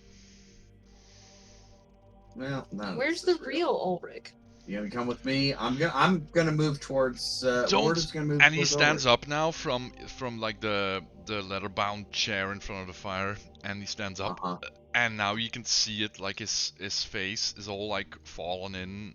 He has like more gray and blacks in his skin tone, but he's technically, like, he's moving. He's not dead. Yeah. Don't be afraid with my visage, my friends. I had to make some choices along the way, so come sit down and let's discuss how we're gonna finally get that witch, right? You made some choices, Ulrich, and we need to talk about them. When you had your touchy-feely moment with your spiritual entities, Mm-hmm. this is where the bad one was, wasn't it? It wasn't. That was more to the No. left. Are you sure? Positive. All right. How positive is he? I like me, the player, is positive. This. Oh yeah. Okay. I see. Mhm. Oh, Ulrich. I'm scared. Will you This sit is with where sit with me, my friends? Well, yes, Ulrich. we need to We will talk sit anyway. with you. Oh, it's 35. But That's Stand behind the chair. It's fine. You know what? We will imagine another chair, okay? Another chair. Actually, Or like, there's can only I? two Yeah, chairs I'll and actually. one just appears. I'm happy with 2 chairs. Can Mhm. can the vicar sit? Can Ward like lead vicar to sit in the chair, and then Ward stands next to the chair? Which chair Is is that the cool? chair? Sure. I Okay. would like to. I like this chair better, please, because Oh, it's jeez. more. It's Okay. tactically more. All right, and I'll stand right next to the vicar. You know. All right. Is that all right? That Are we is good there? perfectly fine. Okay. Alright, I'm You're gonna blind. try to. How do I do this? Hold on. I'm gonna show his artwork because it's really cool. I don't know how to do this. Hold on, give me 1 second here. Yeah. Show players. 3 users. No, I don't want. No, I don't want this. Give me. No, I don't want this. You're not supposed to see it. It's only Luna. Show me Ward's character sheet. No. I will Show me not. Ulrich's. I will not. Is Ulrich evil now? Ulrich's was always evil. None of the linemen checked him. Oh, come on. There's like a mod taking over when I'm trying to get into the artwork, which is stupid. Wait, hold on. Can I just... No, I don't want to do this. Add the How did you stage. show us that cool sword before? Yeah, I did, but hold on, give me a second here. Oh, maybe I can do it like this? There we go. Oh, there you go. Oh, There we go. You see him like in oh. his full form, like a long flowing a cloak filled with like evil ass runes. A giant ass staff, like where you can see some of the original elements of his like level 3 costume that you had like the first night. And he looks at the both of you. I know my visage may be alarming, and things got dark very quickly, but I'm here to help. No worries. Let's try to end this together, okay? Oh, fuck, I was right. As you see him in his full fucking lich form. That was my insight check there, that 21. Yeah. And with that, as the firelight crackles and you're looking mouth agape, as you see the little sorcerer that got his fucking ass kicked made some choices somewhere along the line to not really die, maybe, and get earlier and get you wanted Ulrich. I wanted earlier. I'm giving you Lich or Ulrich, okay? So with that, I'm gonna cut to music, and you guys can have a fireside chat with an ancient fucking Lich. Ulrich's back, baby! And I'm giving him spells! He's got so many spells. Liches are so fucking cool. Great. Are we gonna try to... Yeah. And you just aligned with the Raven Queen! Yeah, I mean, his soul needs to go to the other side. Soul, look at him! I mean, you can't see it, but he doesn't have a soul. Yeah, his soul needs to go to the other side. Is he damaged by sitting in the light of the sword? Not as you can see for now. You haven't seen it yet. We'll have to go for that for the next time. Guys, this is gonna be interesting. I didn't know you were gonna go for Ulrich and also align yourself with the Raven Queen, which this is gonna be interesting, but you know. This is gonna be really interesting. Guys, we need to have some cooldown here as well, so I'm gonna sign off, at least for the audience. Thank you so much for listening. You've may have witnessed the first time I cried because I made life and then I immediately destroyed said life again. It's, you know, the tough choices. But anyway, thank you for watching. If you were watching, guys, thank you so much for playing. I loved both of you once again, and I'm so curious to see where this is gonna go. So yeah, me too. This was Rusty, and see you guys next time. All right? Bye. Cheers. Bye.